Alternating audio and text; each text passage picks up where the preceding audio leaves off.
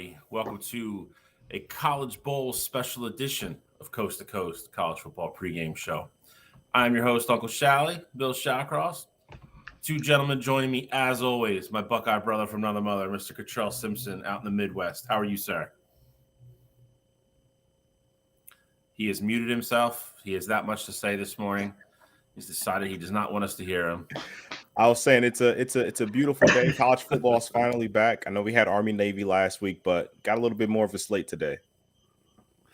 That we do. It is a big slate today. This will be the biggest week we have of previews. So it will be fun. But before we get into that, so many games. Before we get into that, our West Coast correspondent, our Mr. Pacific Ocean man himself, still, I think, a little bit let down Oregon Duck fan, Mr. Alex Elmore. How you doing, buddy? I'm great. I do feel a little let down. I'm a little upset. We got Bo Nix, we got Bucky Irving, and we got Troy Franklin all going to the NFL this next season. But I got a couple of those boys playing in my bowl game coming up, so I got to be a happy fan for that. I'm just counting down to the day when we get to beat Liberty's butt. So here I am waiting to go over these games. Bill, what were you going to say? Is Bo actually leaving? Is Bo actually going to go to the adult world and graduate college? Or I don't know if he put a hardship waiver in play. He was saying something. Yeah, he was saying something about him being completely out of eligibility and that he's going. That he is not sticking around another year in an interview on campus last week. So he hasn't officially announced it, but everything he's said has led me to believe that he will be joining. And obviously Dylan Gabriel coming there with 1 year of eligibility left. That kind of makes me think, no one's going to waste their 1 year of eligibility to be a backup. So that kind of tells me that there's a little bit of writing on the wall, but that's okay. I'm happy where we're at. And I know we're going to get into that today. So thanks for having me. Beautiful Saturday morning. I'm not freezing cold today. And we got football today. So let's get into the action. Hey, way to rub that in. Yeah, it's cold here. So it is cold over here on this coast, buddy. Well, y'all picked the wrong one. But listen, we do have it. We have a crazy show today. So obviously, with us only being on Saturdays, we have to look ahead a lot on the show. So we are going to preview every bowl game that starts from today up until we come back on the air next Saturday. So I believe there's 9 of them. Is that correct? I believe so. There's 9 of them. There's a lot. So we have a lot of those to get into. We're going to give you our early 2024, Heisman Watch top 5 list. These will probably vary a little bit. Some of these are going to be subject to change, obviously, because some of these guys we're not sure, on these lists if they are going to go, if they're going to declare, or if they're going to come back. So we did the best we could in regards to the information that's currently out there. It's also tough because some of these guys still have games to play too, so they're not even going to announce until after that. So it gets a little tricky. We're going to check in on the transfer portal again. Alex already mentioned one of the big names, one of the shoes that always dropped, Dylan Gabriel, already committed to Oregon. So that's one huge name off the board. Still got a lot of big names out there. So we're going to check in on the portal as well. And then, like I said, we're going to get into the previews. 9 bowl games. I think we have 3 or 4 today, or 4 or 5, 6 today. There's a couple during the week we're going to go over too. So that, that way you have all the information on the background to help you with your picks, betting tips, whatever you want to do from here till next Saturday. And before we get into that, you still got about an hour to go if you want to enter the show's Bowl Mania. It's under the Wire to Wire heading, so you just go to Bowl Mania on ESPN's homepage, type in the group that you want to go to, Wire to Wire. It'll pop right up. It's a free entry. You can get in. You can see if you beat myself or Cottrell or Alex, Gene from Wire to Wire's on, and a couple other guys. So I think we have like almost 20 guys in there now. So it's fun. There's gonna be prizes at the end. Good morning, Gene. How are you, sir? And we will, we're gonna have fun with it. We always do. I'm not gonna brag, but I'm the back-to-back defending champion. Cottrell almost closed on me last year and got me. Just ran out of games, but the championship belt is over here in Pennsylvania. So if you want it, enter the contest and see if you can beat all the show's hosts. But that being said, we got to hop into it because, like I said, we got a million things to go over. So I believe we are starting with our Heisman list, correct? Absolutely. All right. So like I said, we're going to do this. We gave our top 5 guys that we are projecting to the best of our knowledge as of today, as we are live right now at 10:07 in the morning on Saturday, that we believe are coming back. West Coasters. You chose this life, bro. I don't know what to tell you. Just a reminder, I don't want people thinking, that we're in the future, right?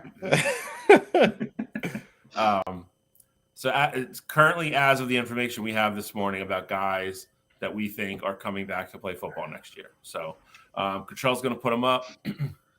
Alex, you are apparently going first. Your number Heck one yeah, I am. is an awful pick, so I'll just start there. And hey, man, look. Have fun with your list. Please explain. I said this a few weeks ago that I said this before the regular season was over, that I think if Jalen Milroe keeps playing at this level of competition and keeps this level of ability, that he's definitely got to be the front runner for next year. I mean, with just like Jaden Daniels this year, he's got his legs and he's got a great arm, and also he had that moment in the last game of the season where he was able to bring Alabama back and qualify them for the college football playoffs. I think that he's really got confidence underneath him. I think Nick Saban's finally really got his back going into next year and going into the college football playoff. And I feel like once he has confidence behind him, sky's really the limit. Obviously, Quinn Ewers, no explanation necessary. He's absolutely been dominant the last 2 seasons when he's been on the field. So the question is can he remain healthy? Can he play an entire season? And if he can remain healthy and play an entire season, he should be. There's no reason he should not be invited to New York next year. Dillon Gabriel, after the game against Texas where they were able to pull off that upset with Oklahoma, he was mentioned in the discussions of the Heisman Watch list. But ultimately Oklahoma's season did not go the way that they planned. Going to the University of Oregon, playing for the Ducks, we saw the rejuvenation of the career of Bo Nix when he got there. I expect Dillon Gabriel to go there and Dan Lanning to be able to work his magic and make the offense really tailored on his strengths. And I expect to see next year the Oregon Ducks go down the field a little bit more. I'd like to see who we get in the transfer portal as for wide receivers to get him a couple more options and weapons. But I really like Dillon Gabriel in that spot. Jackson Dart, another one of those guys that's multifaceted, able to throw the ball, run the ball, and he's honestly a great leader. I mean, he got injured earlier this year, diving for a first down, hurt his collarbone, and he really is a locker room guy. The guys will play for him, they'll play their butt off for him, and he'll lead them to victories. Next year's schedule is looking a little tough for Ole Miss, but they've gotten a couple great commits, which we'll talk about here during the transfer portal section. So I won't, burst any new news out early. But I do like Jackson Dart. I've been a fan of his all season. Every time I had a chance to plug Ole Miss, I took that opportunity. Now, this may be a dark horse for some, but this is my guy, Avery Johnson. I watched a lot of Kansas State games this year. We get them early in the morning. Being on the West Coast, we have a lot of those 9 a.m. games. That's typically where I'd see that Kansas State spot. I really like Avery Johnson because while watching the Kansas State games this year, they really used him like Florida used Tim Tebow his freshman year back in the early 2000s into like wildcat packages, red zone packages as well. And he had in his very small sample size, he went 36 for 48 with 375 passing yards, 3 touchdowns, no interceptions, and he's got legs for days that he can run all over the field, making impossible throws, and can make stretch out plays with his legs. Avery Johnson's first full year on the starter next year. Look for him to be your dark horse Heisman watch, or look for him to be a dark horse on our Heisman watch list next year. I think that he's really going to propel that team forward and take them to the next step. All right, so similar to Alex here, I think I am next up. I got some projections myself here. Number one, I think, Quinn Ewers, I think it's going to be his Heisman to lose. Quinn's going back to Texas. At least that's what it seems like now. I'd assume if Texas somehow wins the national championship, maybe his mind starts to think a little bit differently. He doesn't go back to school. But, the reports already came out that he was pretty much interested in going back to school. And I think talent-wise, like next year, he's going to have the best arm in the country. And so, the big thing with Quinn is going to be, can he stay healthy? If he stays healthy, plays the full season, I think you're looking at your favorite to win the Heisman. Number 2, I got Jalen Milroe as well. I think Jalen Milroe at Alabama, while I've been critical of his talent, throwing the football, I think he's progressed throughout this entire season so far. And he has an added dimension that really helps with this Heisman talk. He's going to be able to potentially run for 1,000 yards next year, similar to what you saw with Jaden Daniels. And I just feel like his total production, I mean, regardless of how you think, his talent plays out, his numbers are going to be there with everybody else's, especially if that Alabama team is winning games and ultimately win the SEC championship again or have an undefeated season. So I think he's going to be up there as well. Number 3 is a guy who started off, hot in this Heisman talks this year and then really cooled off as the season went on. That's Shedeur Sanders. Again, I think numbers-wise, as much as Colorado likes passing the football, I think his numbers are going to be undeniable. The real question comes down to, will Colorado win enough games for Shedeur to ultimately end up being here?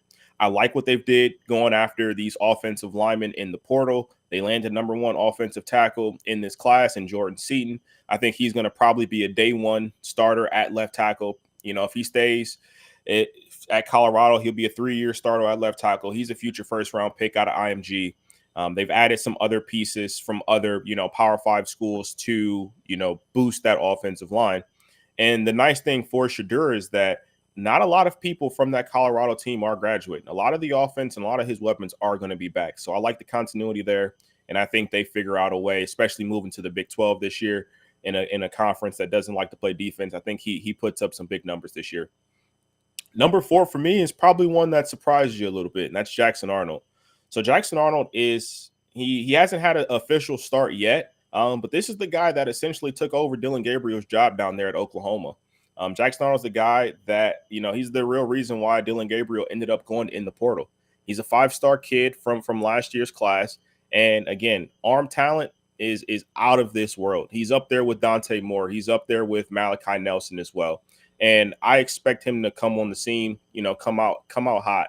I understand that this Oklahoma offense isn't the same as, in years past with Rattler and Caleb Williams because Lincoln Riley's no longer there. But I expect you to see that kind of production out of Jackson Arnold this upcoming season. And I think Oklahoma is going to be poised to make some noise their first year in the SEC. And then my 5th one here, very much projection here. But I like Dante Moore if he transfers to Ohio State. I think right now there's been a lot of quiet talks about Dante Moore and his recruitment. You haven't really heard much about his visits and things like that. Dante Moore is a guy who Ohio State really went after last year. He was in his top 5 last year. And, I think he has an opportunity to go to Ohio State, be the day 1 starter, and he's going to still have one of the best receiving corps in the country next year, even with Marvin Harrison Jr. leaving. So my 5th is definitely a projection, but if Ohio State can land Dante Moore, I fully expect him to be in the Heisman conversation. Cottrell, Bill, before you go, expect some more Dante Moore news starting next week. His agent said that he was finishing up some schoolwork before he started his transfer portal visit. So we'll get some more news for him hopefully for next week's show. And I think the other thing, too, with a lot of these Heisman guys, not Heisman, but transfer portal guys, because I was actually surprised to see Washington got Will Rogers already. But I think just knowing that a lot of those players that are playing for those teams in the playoffs, they haven't even hit the portal yet. So you don't know what spots might be opened up in the future for, those kinds of teams as well. So I think Dante's in a good spot where he can kind of slow play it because in reality, whatever team he goes to, he knows that he's going to be a starter there. I think it's it's that, and it's also you have to look at the situation. Like Jalen Miller already said he's coming back. We think Quinn's coming back. If you're going to the portal, I think you only have until I want to say it's this Tuesday to enter yourself in the portal. You have a lot longer to declare for the draft. So I think Washington is the one team out of the 4 that's left that's in the unique situation where we know Penix isn't coming back. So I think Washington had to deal with that situation one way or the other. They had to go secure a guy for next year. Whereas Texas, like I said, we think Quinn Ewers is coming back. Jalen Milroe already said he's coming back. I think JJ is the one wild card. I've heard conflicting things from both sides of the camp, for guys that I know that are close to the program. There's a couple guys that swear he's coming back regardless of what happens. There's a couple guys that say he's going to the draft regardless of what happens. So, I think Dante Moore is obviously going to play into that because I think once JJ makes up his mind, I know Michigan's already talked to him. His first visit, I believe, is with Oregon on Tuesday. I think you'll hear Michigan pop up after that. He is a Detroit kid. I don't think he's going to Ohio State. And no, Gene, he's not officially committed to anywhere. He hasn't even visited anywhere yet. So he's going to Eugene on Tuesday. And then we'll see where he ends up after that. But Yeah, I think the Final Four. I think they're they're for the most part they're under different situations. Some better than others. Um, but I will start number 5 for me. Ollie Gordon, Oklahoma State stud. He's said he's coming back to college. He's in the portal. We just don't know where he's going yet. Depending on what kind of program he goes to, he's going to go to a good program. He's probably most likely going to be the top running back in the country next year. He could go anywhere from, literally anywhere. He could end up in the SEC, the Big Ten, Pac-12. Well, not really, not what's left of it, but yeah, he can go to Washington State. Yeah.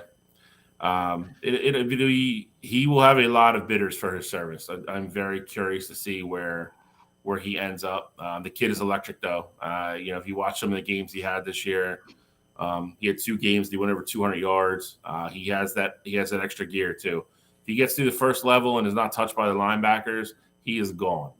He's a guy that just breakaway speed to the house. He will hurt you. So again, I mean, there's depending on. Again, I think a lot of this depends on what happens with guys in front of him.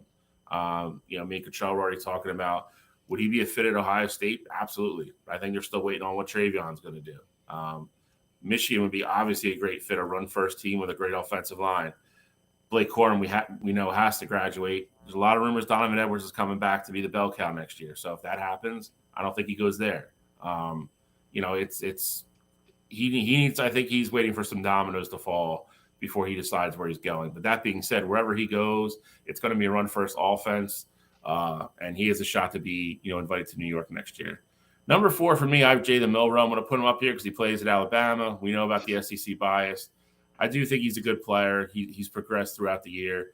I don't think he's going to be able to keep up with the top 3 guys that I have on my list here, mainly because he does like to run the ball more than those 3 guys. And while that does help, I also think the 3 guys in front of him have the ability to put up just crazy air numbers. And I don't think he can keep track with that. But, again, you got to give him his flowers. Kid was benched 3rd week of the year, came back, has played better and better every week. And obviously anytime you're in Alabama with the talent that you have around him, he's more than capable of making New York next year. Number 3, I have Shedeur Sanders, who we know is coming back. And I'm not going to spend a lot of time on him because Cottrell kind of, already wrapped this up pretty nicely. Deion said his number 1 goal was to go into the portal and get offensive linemen. He's got 6 now, all 6 who were guys that were starters or at least part-time starters last year from Power 5 conferences. That offensive line is going to be stacked next year. Shedeur Sanders got knocked down almost 1 out of every 3 dropbacks he had last year. The kid got the crap beat out of him. He really did. Tough kid. He showed what he can do when he has time. Colorado should be better next year. They're in a very, very watered down, Big 12. They should have every opportunity in the world to make the college football playoff next year. They will probably win the Big 12. And I think that's all going to help Shedeur Sanders' stock, and it's going to help his resume to get to New York. Number 2, Dylan Gabriel going to Oregon. Left Oklahoma. It appears everybody's leaving Oklahoma over the last 3 days.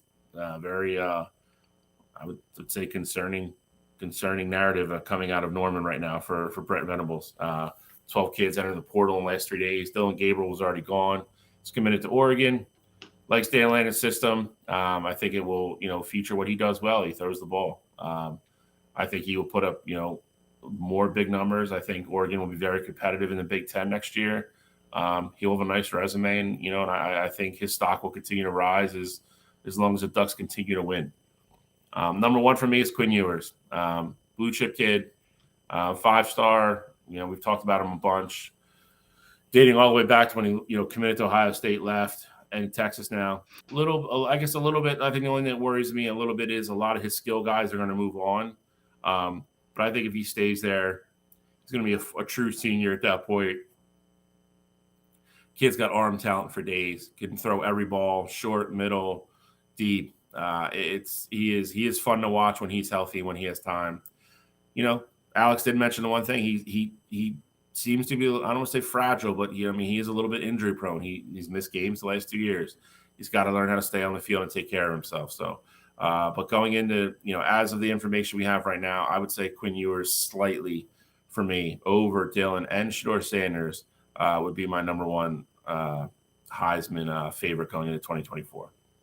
My one thing, and the big reason why I didn't have Dylan Gabriel on my list, it's a different ball game going to for me, it's a different ball game. Not only going from the Big 12's like style of defense going over to Oregon, but that being their first year in the Big 10, like Oregon's schedule, how it's set up, is kind of brutal. Not the teams that they face, but once they get into conference play, they're flying across the country and then flying back for every other home game. Like they don't have like a home stretch.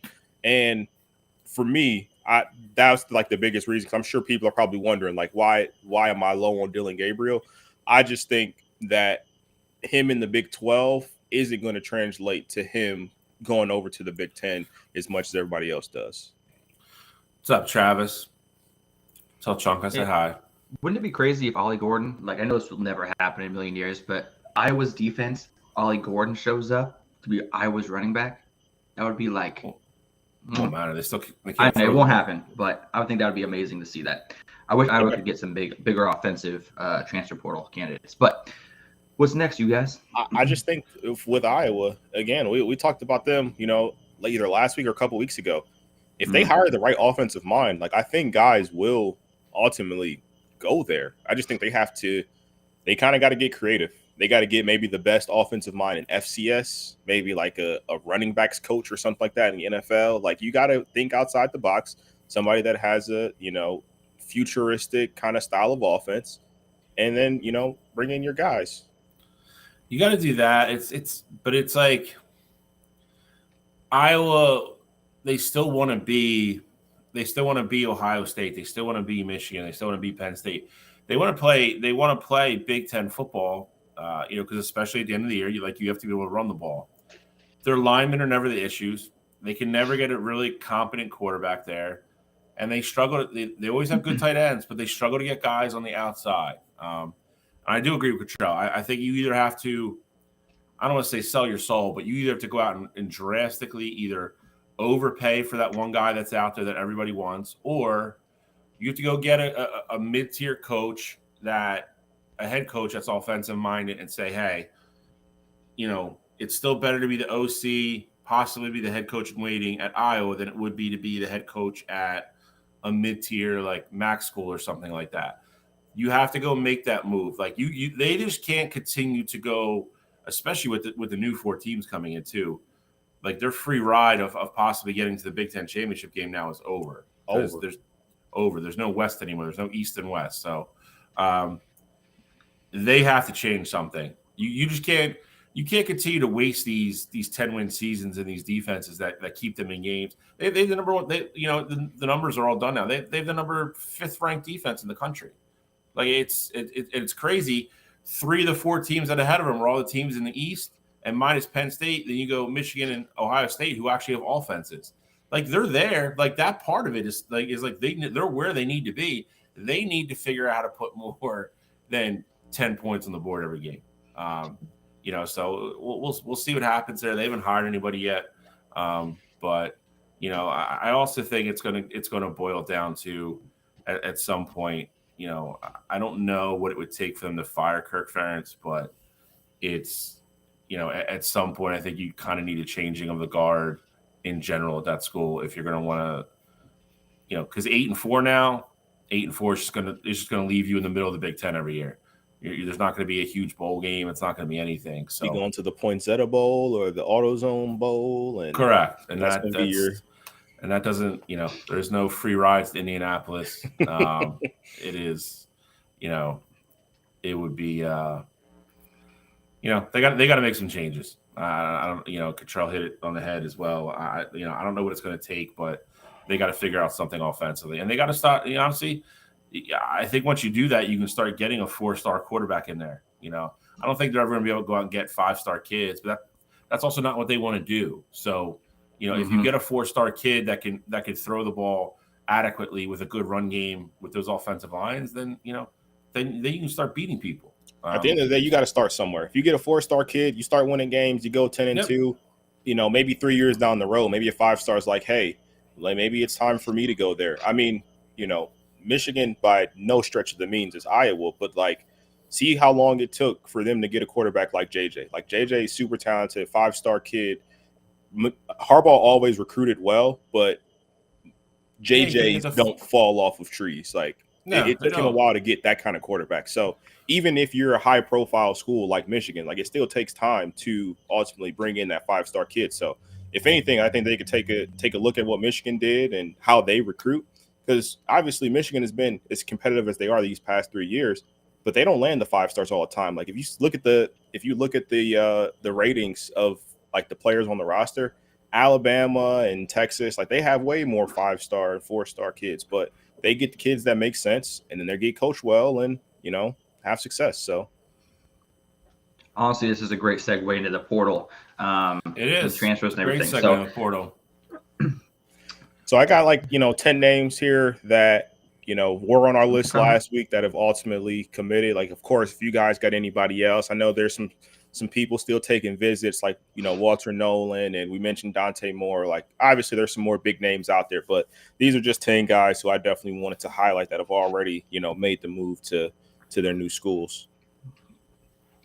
Yeah, I mean, and these were all, I mean, they're all big names for the most part. It is Will Rogers, we already talked about, obviously. Dylan Gabriel, we talked about. Riley Leonard made it official between, from our last show to this show, even though I think it was the world's worst kept secret that he was going to Notre Dame. But he is official there now.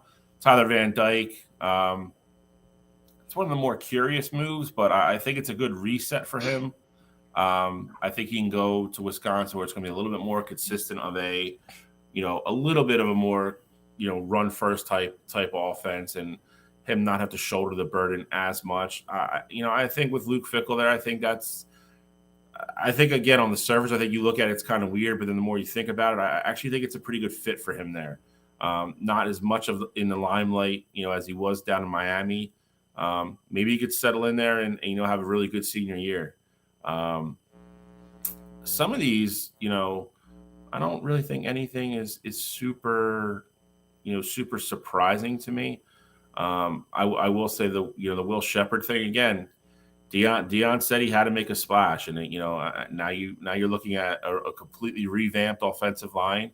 You already have the quarterback, and now you have 2-star wide receivers on the outside.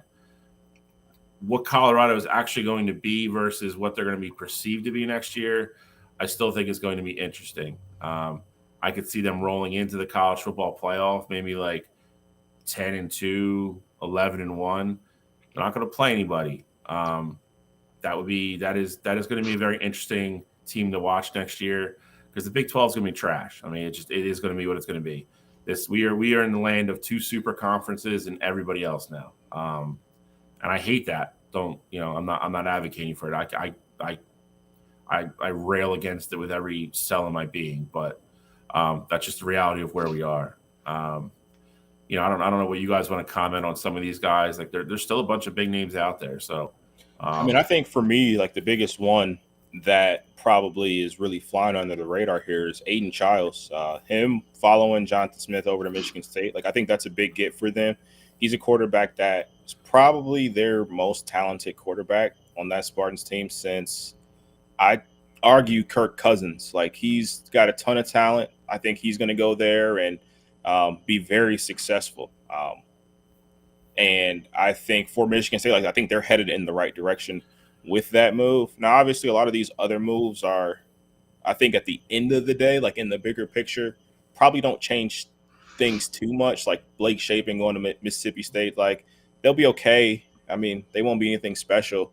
I think Aiden going to Michigan State is going to make them more competitive. And then the other one that I'm was surprised about, Will Rogers going to Washington.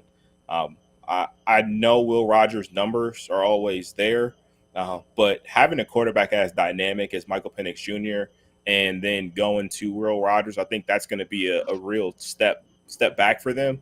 I understand you got to make do with what you can, and you probably didn't want to go into the Big Ten with a freshman or a sophomore quarterback, but that was a move that kind of surprised me a little bit. I thought Washington might try to be in on some of these other guys who like a Dante Moore, just a quarterback that's a little bit more dynamic. Maybe go after Dylan Gabriel a little bit harder. Well, who would you have liked to seen them get? Like realistically, obviously you mentioned a couple names just now who you wish they would have gone after. Who do you think would have been that perfect fit for Washington? I mean, Will Rogers is definitely like a bridge quarterback. Do they have someone coming in the future that they've committed already that they're looking to take over, or who do you think would have made a better fit than other than Will Rogers? I mean, I think for me, like the one that makes the most sense, I think you could have stayed in state. You could have got Cam Ward, bring him into the building. Like obviously you played them. He's in the Pac-12, very familiar there. And then you'd also you would have had an opportunity to go get, his receiver teammate. Obviously you're going to be losing Odunze this year too. Like I think there would have been room for both of them. It would have made a lot of sense. And then he gets to stay on the West Coast as well. So I think that would have made more sense, especially, Cam Ward got to see firsthand how dynamic that Washington offense was. You plug him in there, you add another dimension in the run game as well. I thought that would make a little bit more sense. I feel like they almost settled with Will Rogers. But I mean, that's not me saying that he won't be successful there. I just thought they'd go after a guy that's a little bit more dynamic, especially coming off of a season where they just went undefeated and made the college football playoff. Heck yeah. I think, yeah, I mean, I in some degree, I agree with both you guys. I also think in some degree it's telling in them being realistic of what that offense is going to look like next year.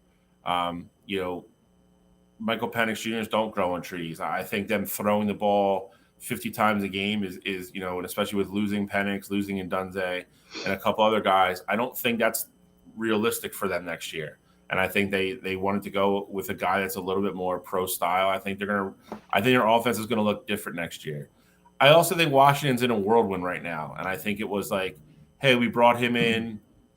He wants to be here. We're okay with him being here. Let's do this, get this out of the way. Like we can't have this, like we're trying to get ready for a college football playoff semifinal. We have to be focused on that. We can't be chasing these quarterbacks all over the country. And to some degree, I think it's a smart move. You know what I mean? Because I think worst comes to worst, like say Cam Ward goes down to Florida State and all these other teams this week and doesn't like it, and then turns around and goes, "Hey, I'll come to Washington." And then Washington goes, "Okay, we have a quarterback competition next year." That's worst case scenario for them. I just don't think it's Dante Moore doesn't look like he's making up his mind anytime soon. Like he's got Oregon, Michigan, whoever else he's going to visit. He hasn't even gone to see anybody yet. Cam Ward, it seems like, has been everywhere. He doesn't look like he's making his mind up anytime soon. I don't think they want to be waiting around for these guys and have to deal with that. Like the week of, they're getting ready to travel. Now they're like, oh, we got to bring, we're bringing in this quarterback, and then trying to figure that out when they should be just directing all their time at their game planning for Texas. So I do think that factored in. But that being said, I mean, we already mentioned a couple guys. I mean, Dante Moore is still out there. Cam Ward is still out there. DJU is still out there. Running back wise, we already talked about Ali. Did ETN sign anywhere yet? No, not yet. No, I mean, it's looking like people are saying that Georgia's probably the favorite to land him, but it's nothing official yet. Yeah, he's still out there. Cottrell already mentioned, Nolan, who I think anybody would love to have. I know we were one of his last three originally, but he's got a crystal ball to Ole Miss now, which is yep. I don't know. That's weird to me. But Jackson Dart, the one thing Ole Miss is that looking good next year.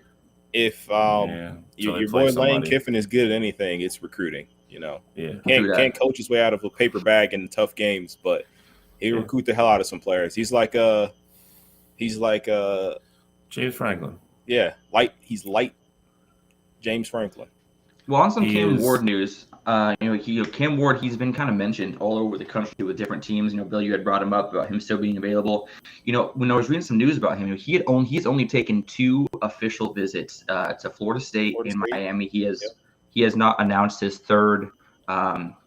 He said he might do a third this upcoming week. He hasn't announced where yet. So it does look like he might be looking at the state of Florida, with Miami or Florida State. Obviously, Miami's been tied to a couple other top-tier quarterbacks in the portal. Obviously, DJU is going there to visit as well as Ty Thompson, who entered the portal from Oregon. He was recruited by Mario Cristobal, so that could be a little bit of setting up for the future of the Miami program. So it'll be interesting to see where Cam Ward goes off the board. I thought he'd be one of the first names off, to be completely honest with you, but it looks like he's just kind of watching to see where the chips fall and see where he ends up. But the team I'm really liking and what they're doing in this transfer portal season is Kentucky. I mean, they got Trip Trainum to replace their backfield. They also got Brock Vandergriff from Georgia, who's really betting on himself and leaving a successful Georgia program to go kind of be on his own at Kentucky and take that starting job there. So I do like what Kentucky's building, and I think they could use a couple more offensive weapons on the outside for him. But Kentucky could have an offense that's something to deal with next year, if they keep landing these top commits.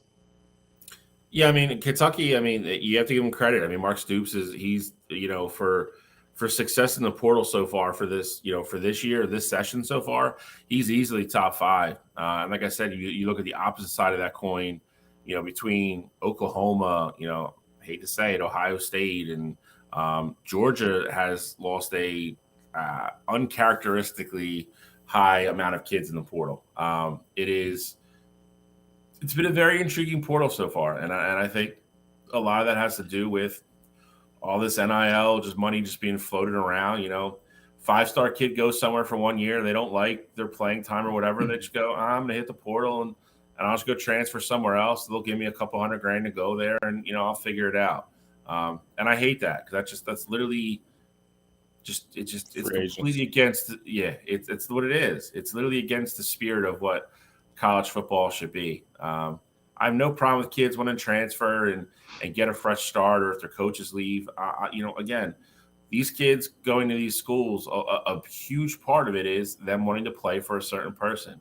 If that person leaves, I think they should automatically be able to transfer for free. Other than that, I mean, the easiest way to curtail that is just to put it back in. Like, if it's not a hardship waiver, or you've used your free transfer, or your coach doesn't leave, you want to go somewhere, that's fine. You're going to sit.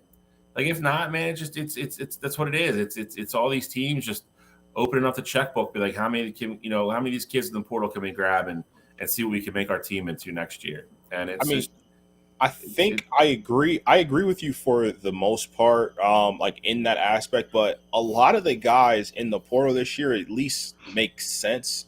Like, Dylan Gabriel was in a situation, like, I know you look at him like, oh, he transferred from K-State to Oklahoma, now he's going to Oregon. But if in reality, if he would have stayed at Oklahoma, he would have used his last year of eligibility to be a backup quarterback. Jackson Arnold had been penciled in to be that starting quarterback for a while. I don't even think at this point it would have been an open competition. It's like, hey, we brought in Jackson Arnold, this 5-star kid. The plan was always to have him start his sophomore year.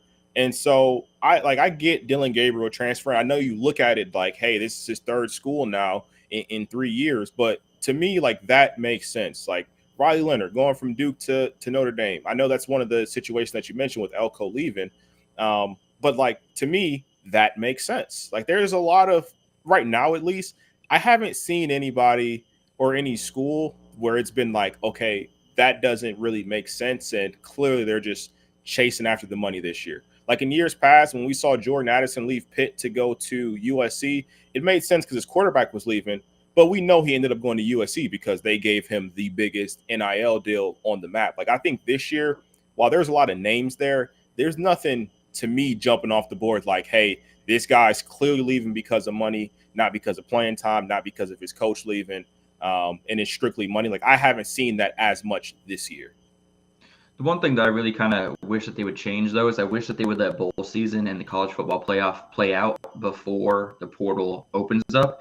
Just because there's so many guys like Malik Murphy. Like, he said yesterday or a couple days ago, like, this is absolute horse crap that I have to enter my name into the portal because all these guys are committing. If I wait till after the college football playoff and play with my guys who I've earned the right to be here with them, like, if I wait till the end, any job that I might want is probably going to be already taken. So he had to throw his name in the portal early, which obviously makes him ineligible for the college football playoff. But that's Texas's backup QB, who's won them 2 games this year to get them where they're at, who can't even be there for his team because of the way it's set up. So I think that they need to push back that transfer portal window to at least after the college football playoff. And I hope that they are able to look at that in the future and they see what they're kind of doing this year is kind of the worst year that I've seen, where such major names are kind of getting out of the fold before the big games actually start. So I hope that they change that in the future because it's better for the fans, better for the sport, and ultimately, the bowl games are going to get better ratings as well. So hopefully they make some changes to that in the future. Alex, I 100% agree with that. I think the one issue, though, that you kind of run into is if you wait until after the college football playoff, you're essentially 3 weeks out of the early signing day period. And so you got guys that have been essentially hard commits for I don't know how long. If they see a guy I'm trying to think of this class specifically, but let's say, Cam Ward goes to a school where they got a 5-star quarterback that's already committed and ready to roll, for next year. Cam Ward goes there. They might lose out on, that kid because of Dylan Raiola, for example. Like if Cam Ward's like, hey, I want to go to Georgia, be their starting quarterback. Obviously, I know, Raiola's situation is all over the place, but you might lose out on a kid like that waiting that long for the signing day period. I don't know how you fix it. I love the idea, though, because I do think it's crazy that Malik Murphy doesn't get the chance to be with his team because, he'd screw himself if he waited that long. It's just that these windows are so tight, especially with National Signing Day being that first week in February. Well, you have the choice, though, because C.J. Stokes put his name in the portal, and he's still practicing and traveling with Michigan.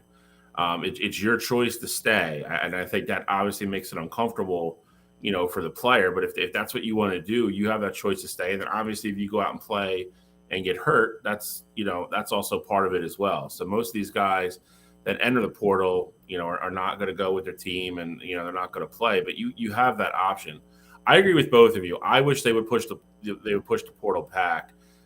But the biggest concern is, and I wouldn't even be opposed to this going away, I think early signing is to some degree almost a waste half the time anyway, because you look at the percentage of kids that sign early and then end up at different schools anyway.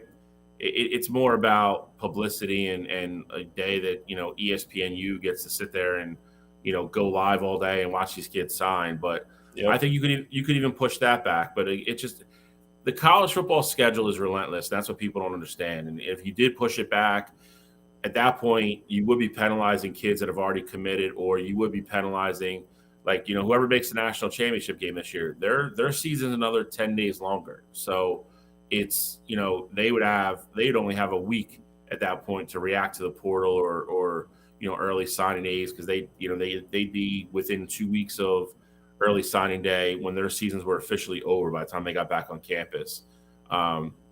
You look at all these coaches, you look at Saban and Harbaugh and Steve Sarkisian and, DeBrow right now, they literally won their conference championships. And oh yeah, the kids have all for a week to go home and relax or whatever. That week, all 4 of them, they weren't off. They're literally, we had selection day, and then the following morning, they're all on planes flying all over the country visiting recruits. The college football schedule there is no mercy in it whatsoever. It is crazy. It's all year long. I just wish they would shrink certain things. I also think, to some degree, I don't think the portal window needs to be open for a month. Maybe that's how you get rid of you solve some of the problem. If your season's over and you don't know within a month if you're leaving, do you really need that long? I feel like most of these kids, because right when it opens, you get that huge influx right away, because I feel most of these kids know what they're doing. Shrink it or maybe push early signing back. I don't know. I agree with both of you guys. I just hate that it's going on during this time of year. I'd rather everybody just be able to sit back, watch football, and, concentrate on the actual games. And then when it was over, be like, okay, now you guys that, think you want to, play for a different team or change your direction or put yourself in a new situation, here's your 2 weeks to enter the portal. And then we have another 2 or 3 week break, and then we go to early signing. But it's just a lot, man. It's a lot. It never stops. And I think that's why you see so many of these coaches after a while are just I don't want to do it anymore. It's a constant grind. And then you throw NIL on top of that now, constantly being all right, well, do we want this kid? How much money do we have for this kid? It never ends. So it is an interesting but very, complicated and time-consuming time of year for sure. Yeah, I mean, Matt Rule said it best, man. He said that, it almost is a punishment for you to recruit kids out of high school these days because of the transfer portal. You coach a kid up, they do well, they leave for bigger schools. It really is hard for those smaller schools to really kind of build up a good program when their best players are transferring to Michigans and Oregons and, Texases. So, they definitely something's got to be fixed, but I'm liking what I'm seeing. I'll be honest, honestly, the transfer portal has added a level of intrigue to the offseason and, helping us talk about what teams could be. The transfer portal really is something that's awesome for fans. But hey, I think we're all on the same page that there are some things that need to be kind of messed around with to make it more efficient and more effective for the teams, involved and further into the bowl season and all that good stuff. Maybe Go ahead. I was gonna say maybe once these college football teams, they just say to hell with the NCAA and start their own revolution and just do everything on their own. Maybe you might see some better continuity with that scheduling, and maybe it will be a little less rigorous. Because I do think in the near future, depending on how the NCAA keeps moving, I think that might be a possibility in the future. Listen, I've been a huge proponent of it for 2 years, and with certain things that have happened this year, with conference realignment, listen, you could say what you want and spin it however you want. Other than Clemson, Miami, and Florida State, every major football program that matters is in the SEC and the Big Ten right now. That's just a fact. I know that'll probably hurt some people's feelings, and that is what it is. That's fine. That's just the reality of it. And again, I hate it. I don't like it. I don't. That's just the reality of where we are now. At some point in the next couple of years, if the NCAA continues to screw kids over, doesn't support them, screw kid over on waivers, and continue to go after these programs for stupid little things, all of their presidents and ADs are eventually going to get in a room somewhere. There's a lot of smart people. Listen, you don't become the athletic director at Ohio State or Michigan or Oregon or Alabama if you don't know what you're doing. They're all going to get in a room. There's a lot of smart people. They're all going to get in a room eventually and be like, what are we doing? What they can do all together is way more powerful than anything the NCAA could come up with or counter with. They were an organization that people, 80 years ago just signed away all their power to for no reason. And now there's this group that just does whatever they want to do, but nobody holds them accountable for anything. But at the same time, the SEC can call up ESPN and be like, hey, we don't need the NCAA for our TV deal. And that's what this all boils down to. It's all money. That's all it is. They can easily they don't need the NCAA to do their TV deals. The Big Ten doesn't have to call Fox and doesn't have to have NCAA on the other line. That's all they got to work out. They got to work out their revenue sharing and the bowls and all that stuff. The people in those rooms can do that. They don't need the NCAA for that. And eventually, I really think you're going to see it. And I think you're going to see it break away. I think they're going to change the rules. And a weird part of me will just be absolutely ecstatic about it. I've railed against them, and this isn't a Michigan thing. Me and Cottrell have talked about the travesties of the NCAA since we started Wire to Wire 3 years ago. I hate them. I think they suck. The treatment of the athletes, and they don't care. They care about making money, and that's all they are. They started as a nonprofit organization, and now they make close to $10 billion a year. And that's why they don't let certain things go, because they just want to keep their money and they don't want to give it to anybody.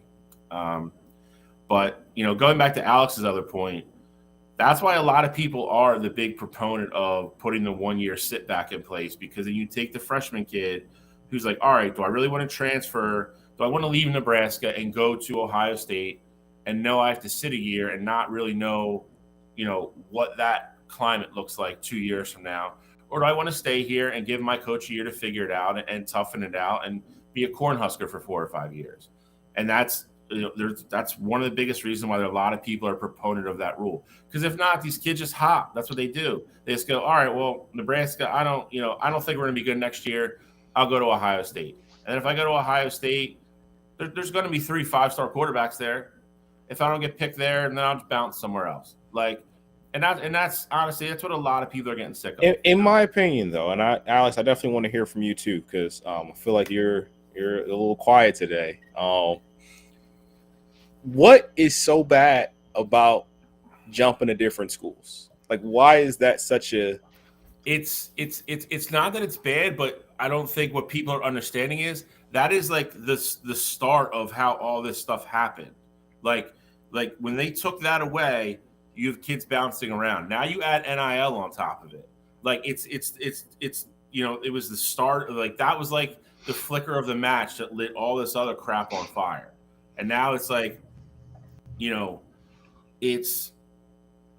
that's where the schools a little bit get upset, because now it's like, okay, now in current day, now we're paying this kid to come here on top of giving him an education, and he doesn't like a way an assistant coach talked to him one day, or he's not happy with his playing time, that, because maybe he's dogging it in practice, and now that kid leaves and we get nothing. And that kid could go from Nebraska, and then he'll go play in Michigan, and next year he'll come in here and play against us. Like, it's not the NFL. Like, it's not free agency, and that's, again, it's cause and effect, and that's it's one of the reasons we went down this road that we're down. If you just want to make it a free for all, then make it a free for all. But then, like, you can't recruit kids. Like, you can't on one hand be like, hey, you guys are signing this letter of intent, you got to come here. But then once you get here, you can just roll after we pay you and after we give you a free year education. I agree with the old argument, which was like, all right, well, how much is an education worth to a 5-star kid that's going to go pro in 2 years? I get that. I get that argument. But now that's not where we're at anymore. Now it is, okay, you come here, we're giving you, like Quinn Ewers. Like, hey, they gave that kid hundreds of thousands of dollars, never played, rolled out. Did he give that money back? No. So Ohio State's like, okay, so like he just left for free. We paid him. He left for free. And now he went and got more money from Texas, and now he's playing down there. Like, that's not fair to Ohio State. It's not. Like, or maybe you put that rule in, like, hey, you go to this school and you want to transfer with no penalty, but you took NIL money, then you got to pay that school back their NIL money. Essentially, that's what we did with Quinn. He didn't have to pay it back, but everything that he had was as long as he was with Ohio State. So, like, he had like a truck deal, so he did have to give the truck back. And like, I'm not necessarily saying he gave money back, but I mean, if you want to put regulations on it, like, hey, you leave this school, then, there's this percentage of money that you just can't touch anymore, then I'm perfectly fine with that.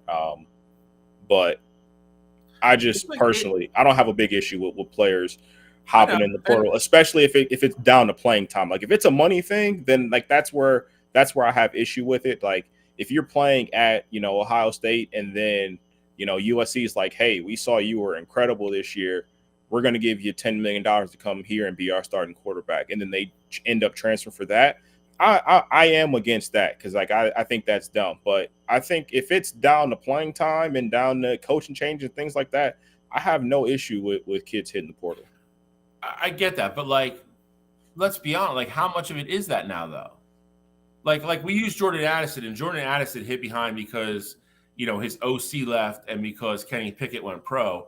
But it was also because USC was dangling like, hey, you want to play for Pitt next year, where, you guys are, and they were terrible this year or last year. Like, you guys are going to be okay, or do you want to go to USC with Lincoln Riley? Oh, and by the way, there's an envelope with $2 million in it.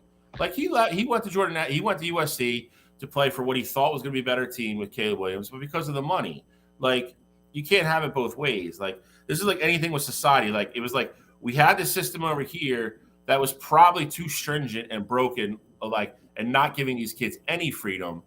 But then instead of like going to the middle and finding a happy medium, we went all the way to the other side, and now it's like it's a goddamn free for all. Like, and now we practically have free agency in college football. Like, it's got to be reined back in a little bit. And I think if you structure the NIL differently, or make these kids like, hey, you go to Ohio State and they're paying you. You guys agree to $1 million for NIL. You get $250 every year you're there, and you leave after your freshman year. You got to pay them back, like that. And that's only fair to the colleges. That's what I mean. Like, I feel like the colleges went from having their cake and eating it too all the time, which again, I'm not agreeing. That wasn't right. But now we're to the other side, where it's like these kids are openly just screwing schools over and just bouncing around and taking money. Like, there's got to be some kind of course correction there somewhere. Look, I know we got games starting here. We got a game starting here in 4 minutes, so I just want to end this real quick here. But here's my problem with the transfer portal is that because of the transfer portal, we're never going to see teams like Boise State in the college football playoff. We're never going to see teams, like UCF and smaller schools because all their top talent, as soon as they get good, as soon as they get coached up and they show what they're able to do, they're transferring out.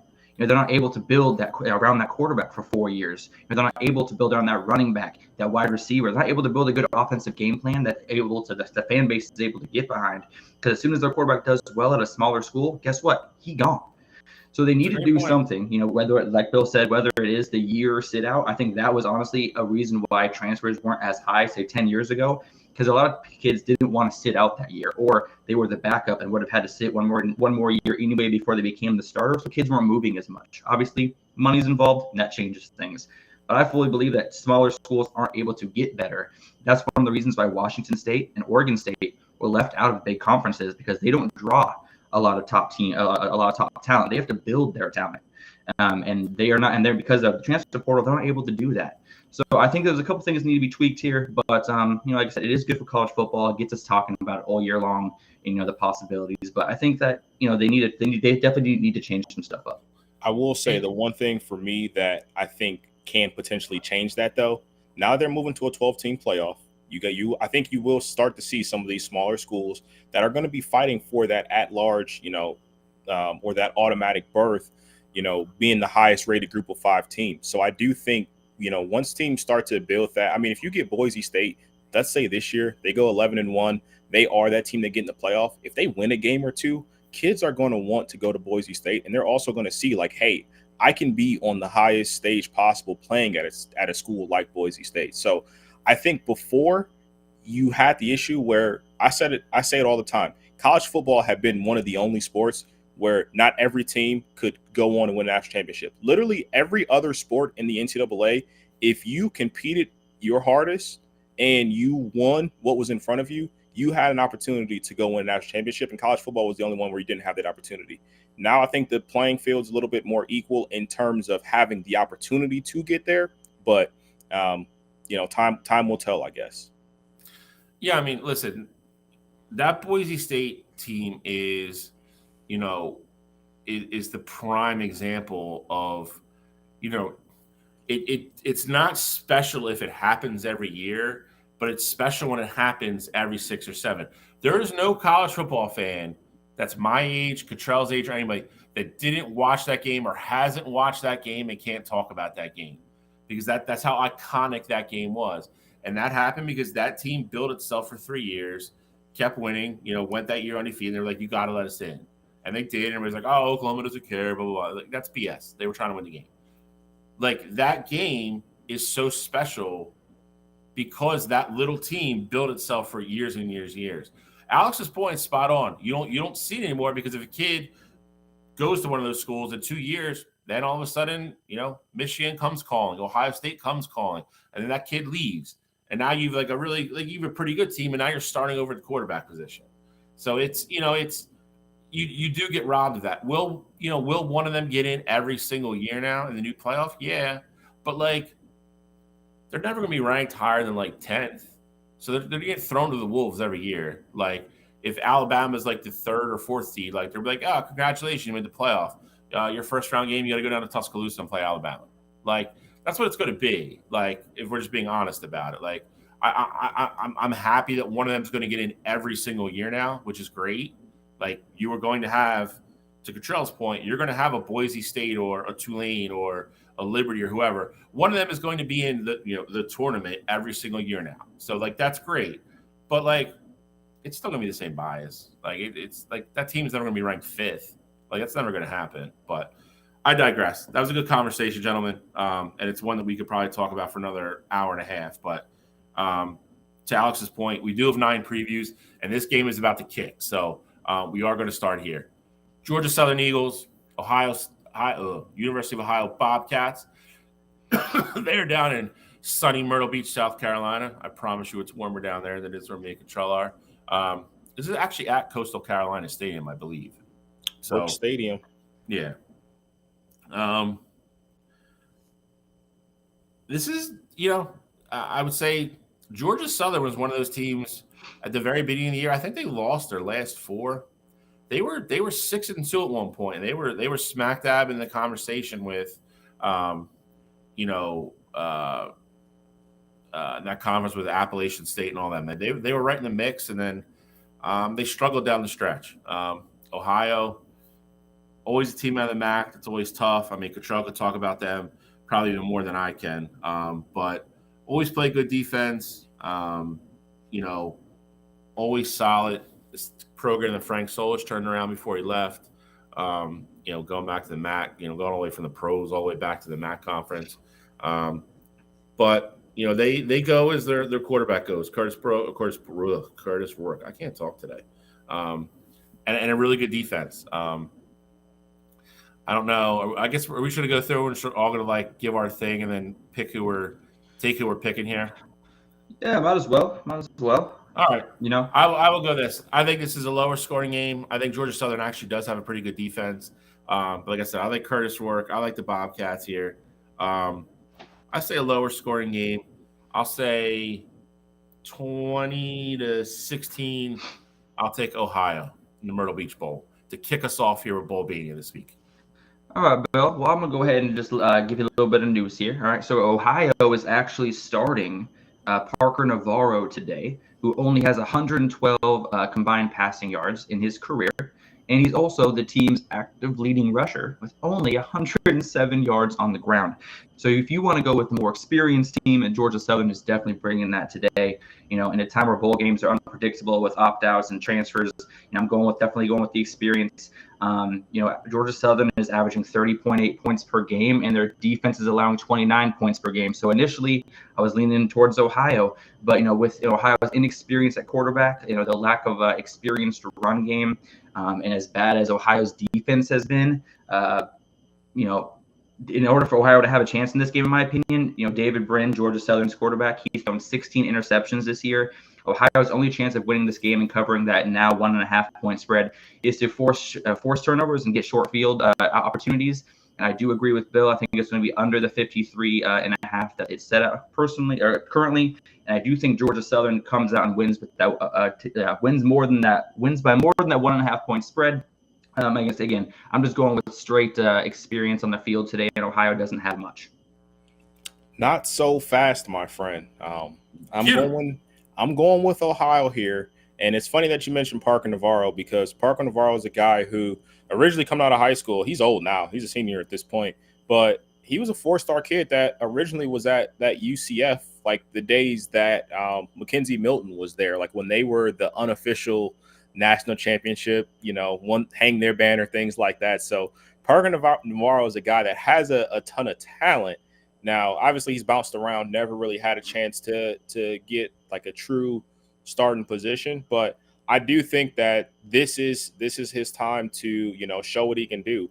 Dual threat guy, he can make plays, with his feet. And I do think Ohio, maybe it's my MAC bias here, coming from Kent, but I got Ohio winning this football game. I'm with Bill. I do think it's a little bit lower scoring. But I think Ohio is going to be able to make enough plays on the ground and really control the time possession against this Georgia Southern team. Obviously, with Georgia Southern, they do score a lot of points, but I've seen them play a couple times this year, especially the game against James Madison. And if you can handle that passing attack over there with Georgia Southern, then you're going to be in good shape. So I like Ohio to win this one. I'm going a little bit lower scoring than Bill. I'll say 17-10. And I think that's what kicks us off here with Bowl Mania. First one's in the bag, baby. Ooh. Don't forget. Ooh. All right. The Howard Bison. That's a badass looking logo, actually. Yeah, it is. Versus the Florida A&M Rattlers. I like their logo as well. This is at the Mercedes-Benz Dome down in Atlanta, Georgia. This is the Cricket Celebration Bowl. I know. What a terrible Get excited. name. Dude, just wait. There are some of these bowl games, when I came across them, I was like, what? So just wait. This is not even the best one. Honestly, this game is pretty awesome. I'm excited for this one, man. Howard's offense that averages 28.7 points per game. Florida A&M is rocking out at 31.5. So both these offenses, are able to put up some points. Florida A&M has only had 2 games this season that ended within one possession, and that is against Southern. They won 26-19, and the one loss this season was to South Florida. They lost that game 38-24. Other than that, Florida A&M has blown out every single person that they have played. Willie Simmons, coach of Florida A&M, remember his name. He is a name to remember. He is 44-13 in his 5 years at Florida A&M. I would not be surprised if he starts getting looks from some bigger programs going down in the future. And then, of course, keep an eye out for sophomore Anthony Dunn Jr. for Florida A&M. He has 8 sacks this season. Look for him to get a couple more today. And under center for the Rattlers is senior Jeremy Musa. He's thrown 7 interceptions this year, but 3 of them came in that one loss against South Florida. I think Florida A&M absolutely dominates this game. They're 6.5-point favorites right now, and I think that they could double that, and I would still take the Rattlers in this game.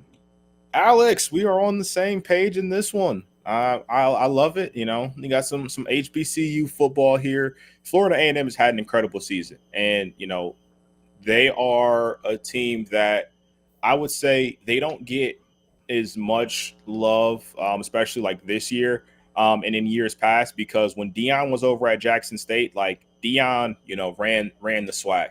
But now that Jackson State's, essentially back down to earth, Florida A&M is taking that opportunity, and they dominated the conference this year. Alex, you mentioned their only loss being the USF this year.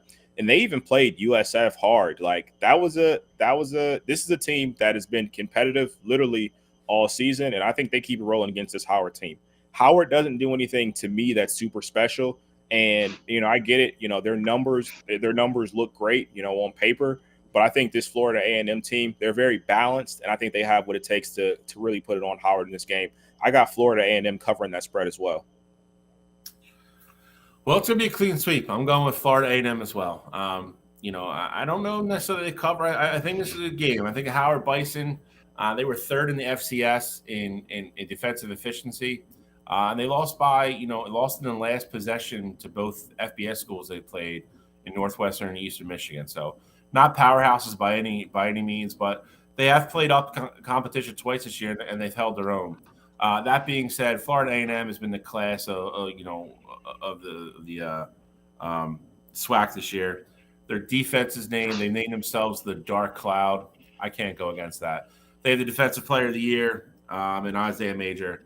I'll pick them to cover. I like them like 27-13. But I think it's probably, again, it's a little bit more of a lower scoring game and a slower pace. I think the bowl people are getting all the defensive battles out of the way early here on Saturday before we start getting into some offense. So I will take Florida A&M to win the Cricket Bowl. And then I will say too, just adding it on, Howard showed me everything I needed to know from them when they lost to the nerds over there at Harvard by 1 million. So you lose to Harvard in football by that many points. Yeah, no chance I'm picking you at Bowl Mania. Where are we going next? New Mexico. Oh, we switched it up on me. We're out of order now. This is the Isleta, New Mexico Bowl. New Mexico State versus Fresno State. University Stadium. I'm assuming this is it's probably on New Mexico's campus. So this is almost going to be a de facto home game for New Mexico State. This game's a little bit tougher to pick. Fresno State was a team at one point. It was 8-1.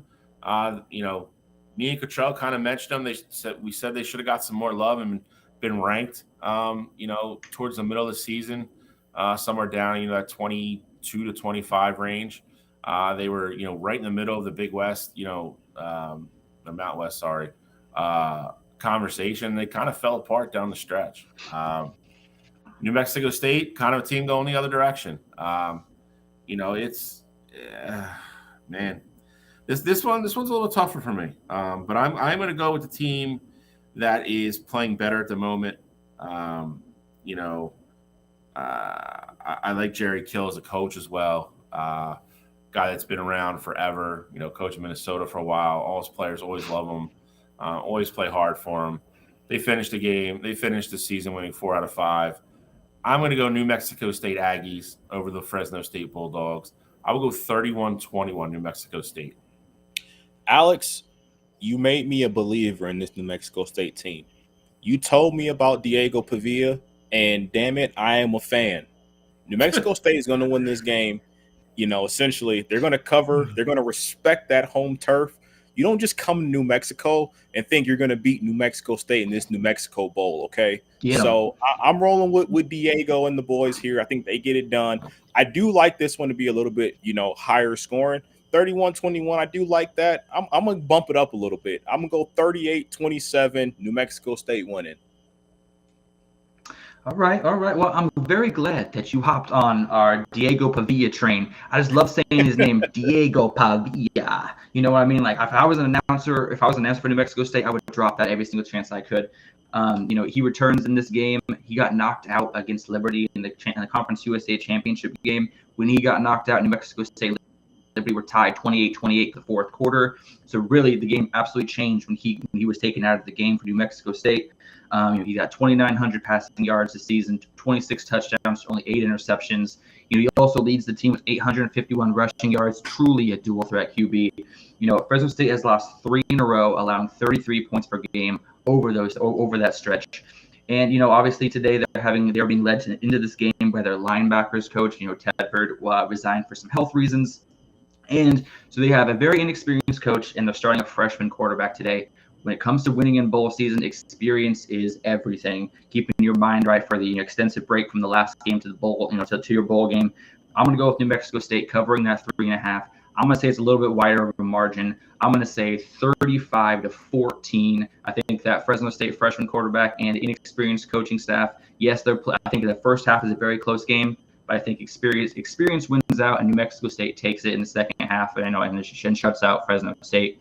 So I have them covering the 3.5, and I do have the over of 52.5 hitting. And that's what I got. Diego Pavia getting the MVP of this game. Diego Pavia. Such a great name to say. All right, where we the Radiance Technologies Independence Bowl. Independence Stadium, Shreveport, Louisiana. We have the 6-6 Cal Bears, which secured their bowl eligibility on the last week of the year against the Texas Tech Red Raiders, who I think by all means, I think we're a little bit of a disappointment this year. I believe Cottrell, was definitely higher on them. I was as well. I thought they might even kind of be a dark horse to factor into the Big 12. That was Alex, not me. Yeah, that was me. I picked them for the Big 12 championship game, and that turned terribly. Well, they got the Elmore curse. So they went up to week 1. It got smoked by the Cowboys of Wyoming and Laramie, and that was pretty much the end of it. That being said, I'm sticking with the Red Raiders here. I still think they just have too much talent. Cal, just kind of like, bottom fed their way on the bottom of the Pac-12 to become eligible for this game. I still like Texas Tech's defense a lot. So I'm going to go Texas Tech here. I'll go 27-16. I think the Red Raiders take care of Cal. All right. Well, this is definitely an interesting matchup. Both teams 6-6. Obviously, Tech had a little bit of a higher aspirations for this season. But if you look at Cal, going from 3-6, making plans for December to go on vacation to now they're still practicing and ready to play some more football. So Cal's coming in with riding an ultimate high right now. All behind Jaden Ott, their sophomore running back, has 1,260 yards rushing. And Tech's defense, as good as they are allowing 4.5 yards per carry. So I do expect a heavy dose of Jaden on the ground. Not to mention, you got to look out for him in the kick return game. He had a 100-yard kick return against UCLA when they smashed UCLA 33-7 in their last game of the season to become bowl eligible against a pretty damn good defense with UCLA. And then, of course, on the Texas Tech's end, I do see this as a very heavy run game, with Taj Brooks having 1,443 yards on the ground for Tech. He's no slouch himself. I believe he finished 3rd in NCAA in rushing yards. Cal's been on fire, like I said, win 3 in a row. They dropped 33 on UCLA's top 15 ranked defense. And Tech, They have a problem with turnovers. They're negative. They're -8 right now in turnover margin, and I expect a lot of sloppy defense and more than a few turnovers here. And I'm taking Cal covering that +3.5 today against Tech. I think they're going to come out. They're going to dominate. That run game is going to look fantastic as it has over the last few weeks. And I do think this is a higher scoring game. I think I got this one 31-28 Cal. Makes it covering that 3.5 point spread. So it's interesting that you bring up the rushing attack because that is going to be the key to this game. I think whoever has more rushing yards is going to ultimately be the winner of this game.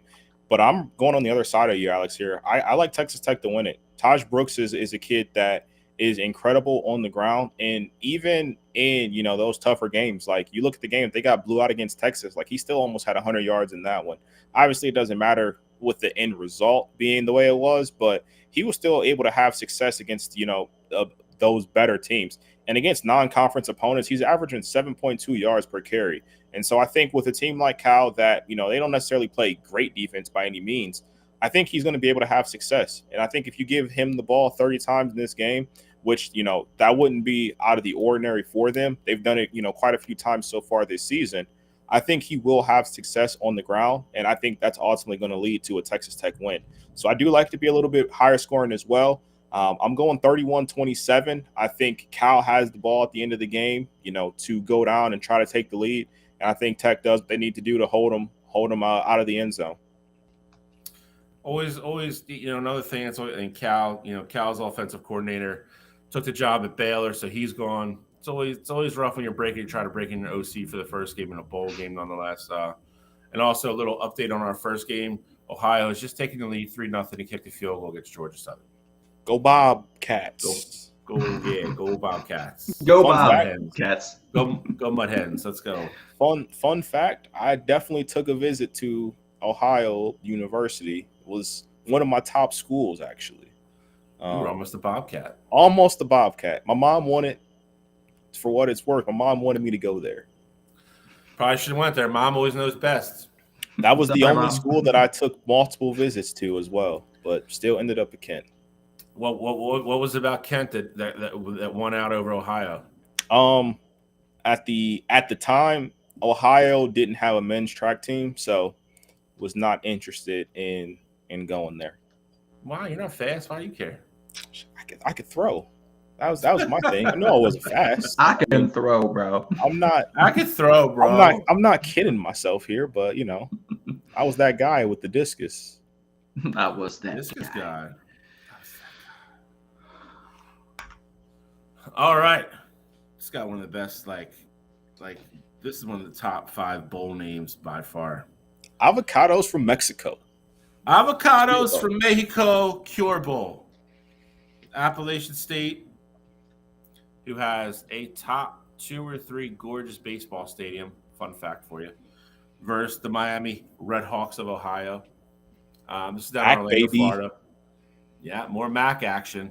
Listen, this is not your grandmom's, upset Michigan Appalachian State team. I'm going to beat Alex to the punch because I knew he was going to bring it up again. And you got it. You got it. Couldn't let you do it. This is debatably, one of Miami Ohio's, best team since Big Ben, questionable behavior in the bathroom. Roethlisberger was there, but they're fueled by defense. They have a great defense. They have 4 starters that have over 7.5 sacks. Appalachian State does not have the pure dual threat quarterback they've had in the last couple years. They can't pass the ball super efficiently. I think Miami's defense is just going to run downhill all day, put pressure on him, and slow down Appalachian State's running attack. I like Miami of Ohio here. Give me Miami, Ohio 24. Give me Appalachian State 17. I think this is a good game. It is what happened? I was wondering when that was going to happen because Bill had been frozen there for a little second. So I was wondering if he was going to ever just stop talking there, but I'm sure he's going to be back in here shortly. But for me in this game here, I think this is a very interesting matchup because Miami is a team that relies so heavily on their defense. And on the flip side of it, Appalachian State is a team that tries to move the ball up and down the field and put as much points on the board as they can. They've been in plenty of games where they've had, high 30s, 40s, even in the 50s, against Georgia Southern, the one game. So I do think, me personally, I got Appalachian State ended up coming out on top in this game. I like Joey Aguilar to end up putting up numbers against this Miami of Ohio defense. I think the magic number for them is 30. If they can hit that 30-point spot, they're going to win this football game. With Miami, I've seen them play a few times this year. They did surprise me in the MAC championship game. Alex, I know you were all over them in that game, but I just don't think Brett Gabbert is going to be the guy to put up 30 points and beat this Appalachian State team. So, and for those of you that know the name Gabbert, yes, Blaine is his brother. But I like Appalachian State to win this one. I'm going 30-17. All right, perfect. So here's what I'm going to say about this game. Brett Gabbert, he went down. Avon Smith came in and helped Miami rack off 5 wins before entering the portal. Today Miami is actually going to be starting Henry Hassan will be under center for them, and I expect a steady dose of Rashad Amos. Early and often, he's got 7 touchdowns over his last 4 games, averaging 5.1 yards per carry. Another game that's going to rely heavily on, the rushing offense from Miami of Ohio to be able to win this game. Though Appalachian State has a pretty potent offense, Miami has an 8th-ranked scoring defense, and they do have a couple pieces missing from today's defense for, going to the draft or entering the transfer portal. But I do think that defensive unit is still pretty stout. Here's the problem, though, if Appalachian State wants to win, they have to keep the quarterback on his feet. They gave up a season-high 5 sacks last week against Troy, and Miami has 34 total sacks on the season. So look for them to apply a lot of defensive pressure in the backfield. I expect Miami's defense to show up, but I expect their offense not to show up without Gabbert behind center. And I do think that Appalachian State is able to pull this off. My best bet for this game is under 43.5. And Appalachian State covering the 6.5 point spread. I think the final score is more like 21-7. I think this is a defensive barn burner, and that's what I have going for this one. So 21-7 Appalachian State. Very, very interesting. I think obviously with the conferences being a little bit different, it's fun to see these spreads play out the way that they do, because you look at a team like Miami, you're like, oh, they're 11-2 this year. They just knocked off Toledo in their bowl game. Like, Toledo was a team that was kind of flirting with the top 25 there. And on the other side, Appalachian State was a team that you could argue didn't even deserve to be in the Sun Belt Championship, depending on how you feel about James Madison. You know how I feel, so that's why I got to throw that out there. But I know you do, but I'm okay with it because they beat James Madison. The one loss was to the Appalachian State team in overtime. They did. Appalachian State ain't no slouches. They did, but I'm just saying a team with 5 losses, looking how they did against that Troy team, and they're still coming to this game 6.5 point favorites. Like, it's interesting to me. No, I totally agree. And honestly, Joey Aguilar, he is a difference maker. I'm excited that he's a junior. I'm honestly surprised we didn't see him enter the transfer portal this year. Coming at Appalachian State is playing in the in the Avocado Mexico Cure Bowl. It's not a major bowl game. Obviously, for Appalachian State, any bowl games can be bringing money and notoriety to the school, so great for them. But I expected Joey Aguilar to possibly enter the portal this year, having 3,500 passing yards, 33 touchdowns to only 9 interceptions. He's been looking fantastic, especially as of late, as they racked off 5 wins to get into that conference championship game. So I really am happy that Joey Aguilar is staying there, due to the fact that he has great arm talent. He does have the ability to use his legs. He is more of a pocket passer, so he's not using his legs as often as he's able to. But I'm excited to see him today against a solid, good Miami of Ohio defense, and get him some notoriety and some recognition, hopefully going into next season. So this would be a great game. This is probably my top 2 games of the day for today's slate. I think this is going to be an awesome defensive battle. I think there's going to be some great offensive plays made when they need to be. And I expect a big day from Rashad Amos and Joey Aguilar to be the 2 offensive stars for both teams today. Well, you talk about, games being this being one of your top 2 games.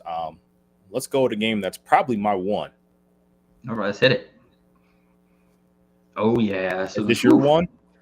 This is my first. Yeah, this is absolutely Okay. number one for me. Okay, good.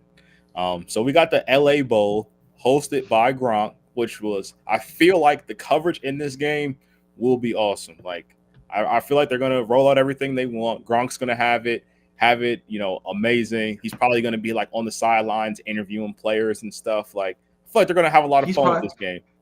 He's probably going to just suit up for both teams, and the one in the first half, one in the second half, and catch a pass for each team. You don't know what to expect.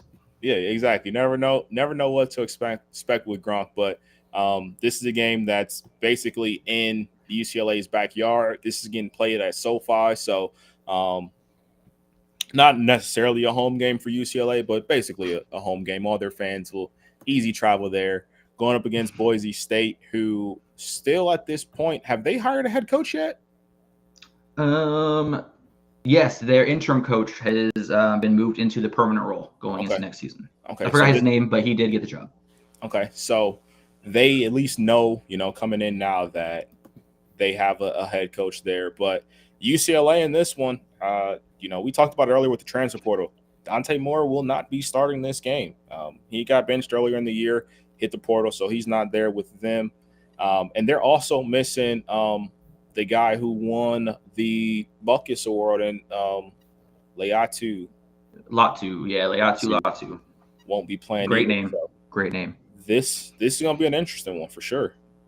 Alex, it's hard losing him, especially in 21.5 tackles for a loss. I mean, that's a huge disruption on your defense that you're losing for this game. Even with a freshman quarterback for Boise State, not really knowing what to expect. They got the new head coach, but Danielson took over the head coaching job.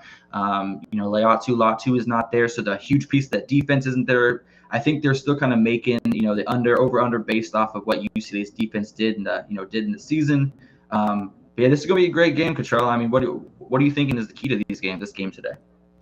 I mean, I think for me, the biggest thing is definitely going to be what Carson Steele can do. Like, obviously, even in the games that Dante Moore was playing in, if he was struggling, they had to rely heavily on Carson Steele to be that bell cow for them.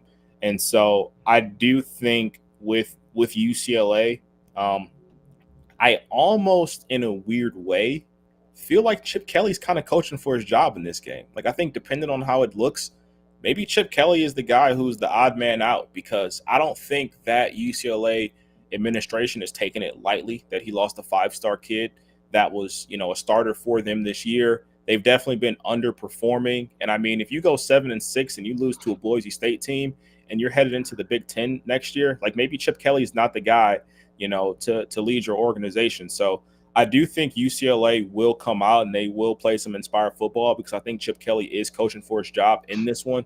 I think Carson Steele is going to be your LA Bowl MVP here. I like UCLA to win a higher scoring game. I know UCLA's defense has been like the focal point of this team, but without Latu being there, I do think, they will struggle a bit more. Like, you'll feel his presence missed in this game. But I like UCLA to win this one. I'll go 34-24.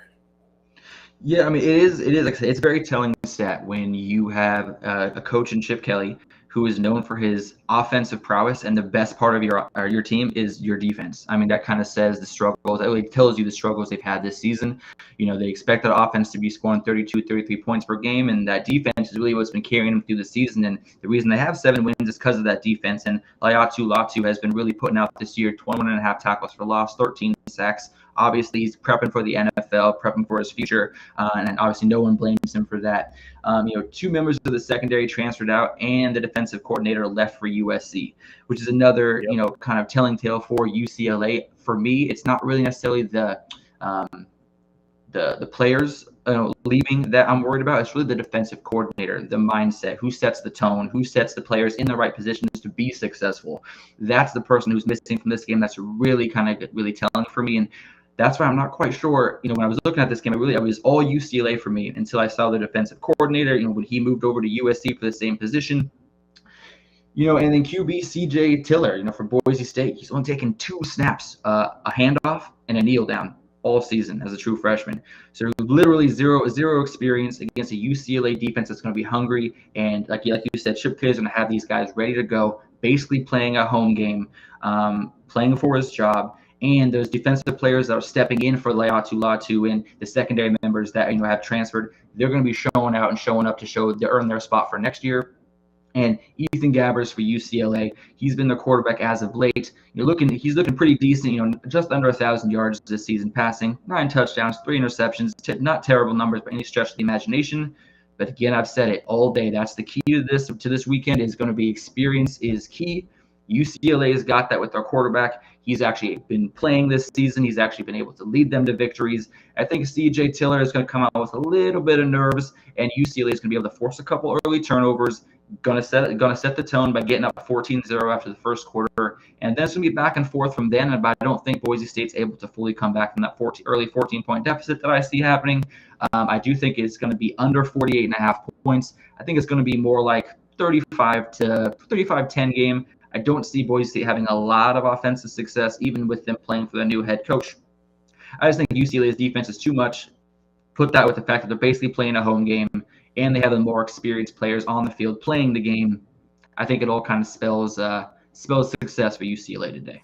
So do you agree with me, though, in the sense that you think Chip Kelly is coaching for his job today? I didn't until you said it, because they did announce a couple weeks ago that Chip Kelly, is our guy. They did not fire him before the bowl season, which you saw a lot of teams do. When they decided to keep him, I said, okay, cool. He's got one more year. Right. And then Dante Moore went into the transfer portal. And I'm sure after that happened, some conversations started coming up again. They're like, okay, cool. Let's give him one more game.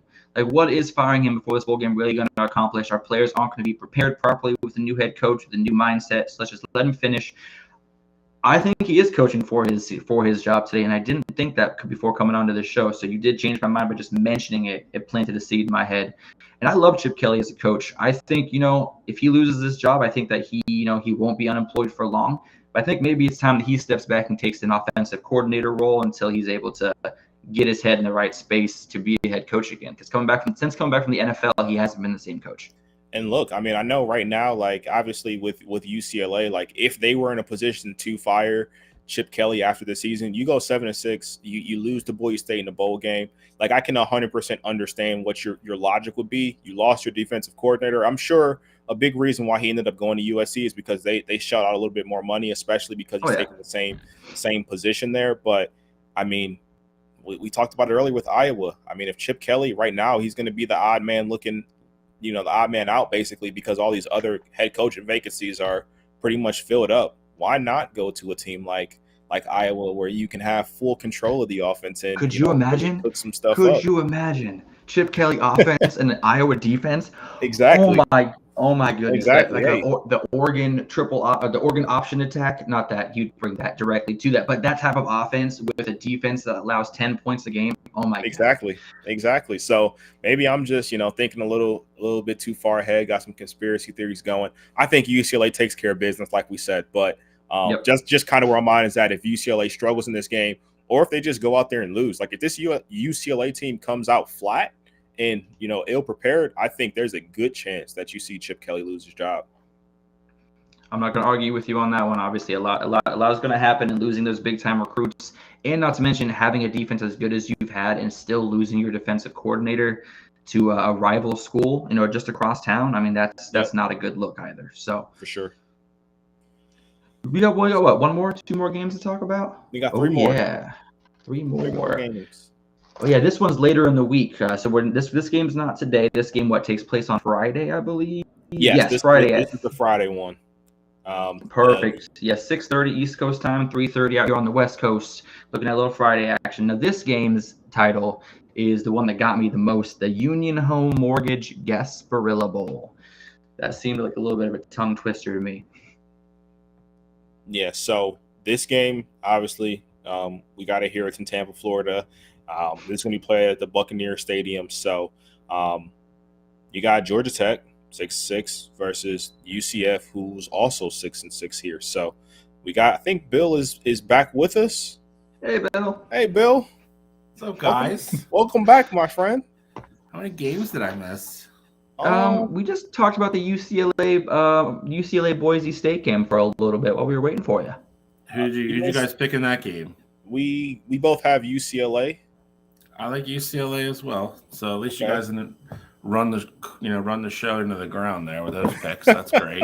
We also got to the point that we think that Chip Kelly might be coaching for his job today. Do you have any opinion on that subject?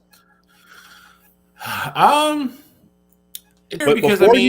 before you go, okay. My argument was, I said right now with UCLA, they are 7-5 right now. They just lost their defensive coordinator to USC. They also lost a 5-star kid in Dante Moore to the portal.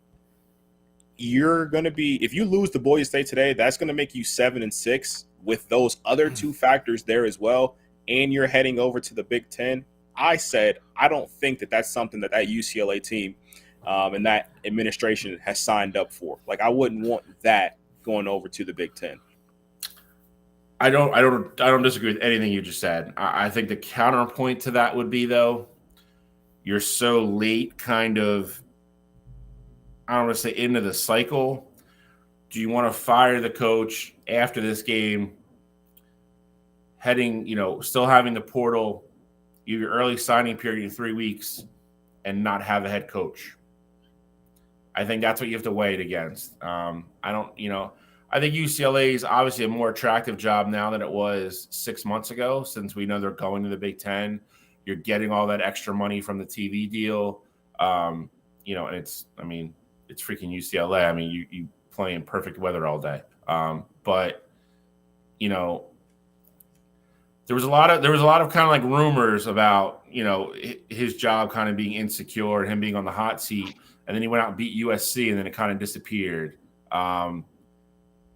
Again, I think if they go out and get embarrassed by Boise State, then maybe. I mean, listen, I lived through the Chip Kelly era here.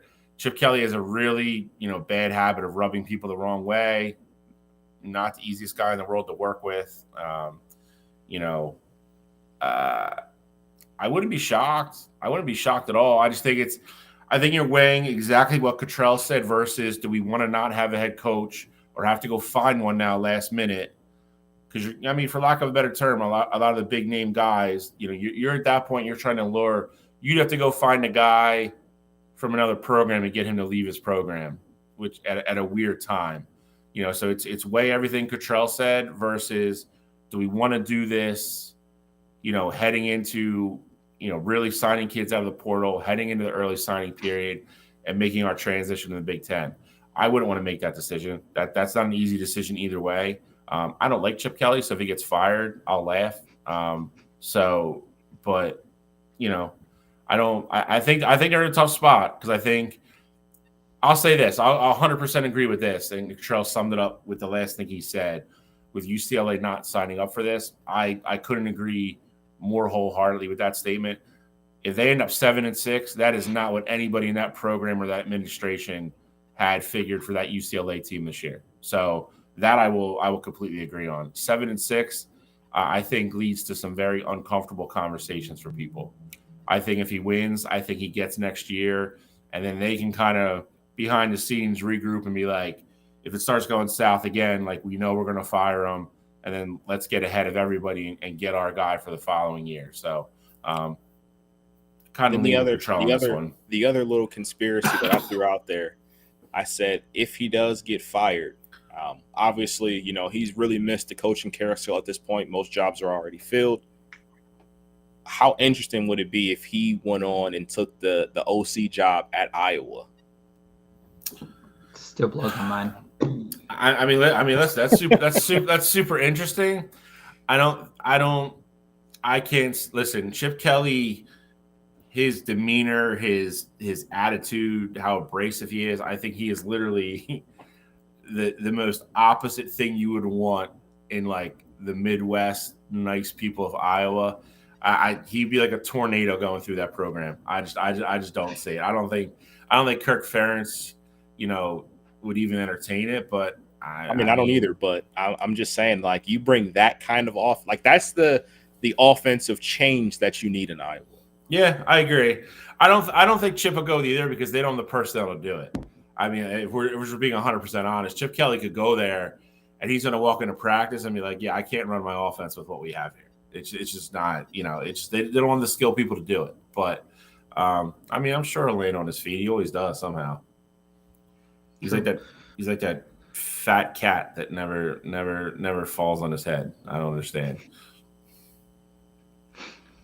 All right, but then we were moving on to Georgia Tech versus UCF, which obviously is being played at 6:30 Eastern Time on Friday at the Union Home Mortgage Guest Barilla Bowl. Both teams sitting 6-6. Barilla Bowl. The rambling wreck of Georgia Tech. Most people don't know that's the name of their football team. It's a good one. It's a good trivia question. What's UCF? What are they? Why is that not The Black Knights. Black Knights. Central Florida Black Knights. That's a good one. This is at Raymond James Stadium. That's where the Buccaneers play. This actually I think would be a low key good game. I'm gonna say this. I'm just going to go with what Alex has told me all year. This is how I picked this game earlier when I did Bowl Mania. This is what I'm sticking behind. Alex has made me a semi-believer of this UCF and their defense. Georgia Tech is literally, if Georgia Tech was a bar graph, man, I mean, they've been all over the place this year. They played Georgia tough.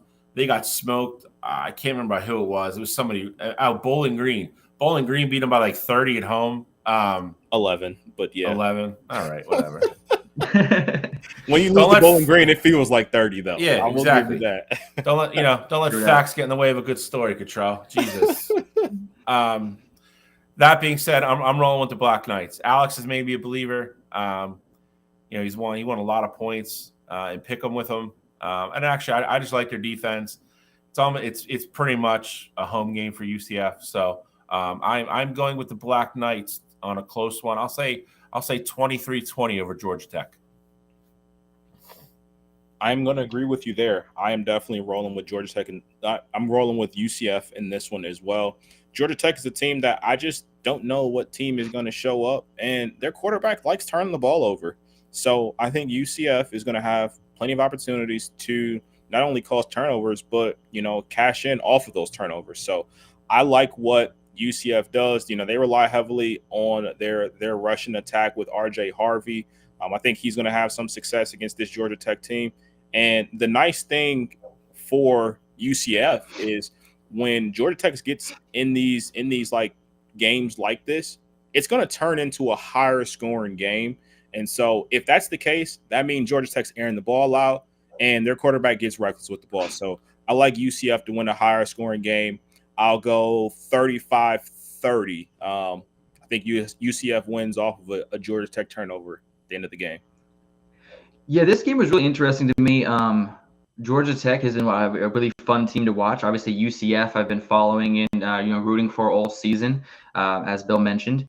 You got a couple of really great quarterbacks in this game that you've probably never really heard of. Obviously, the UCF is led by John Reese Plumlee, who's one of my favorite quarterbacks in the country, just pure on ability, attitude, and how he leads his team. And then you also got to remember that Georgia Tech also has a stud in Haynes King.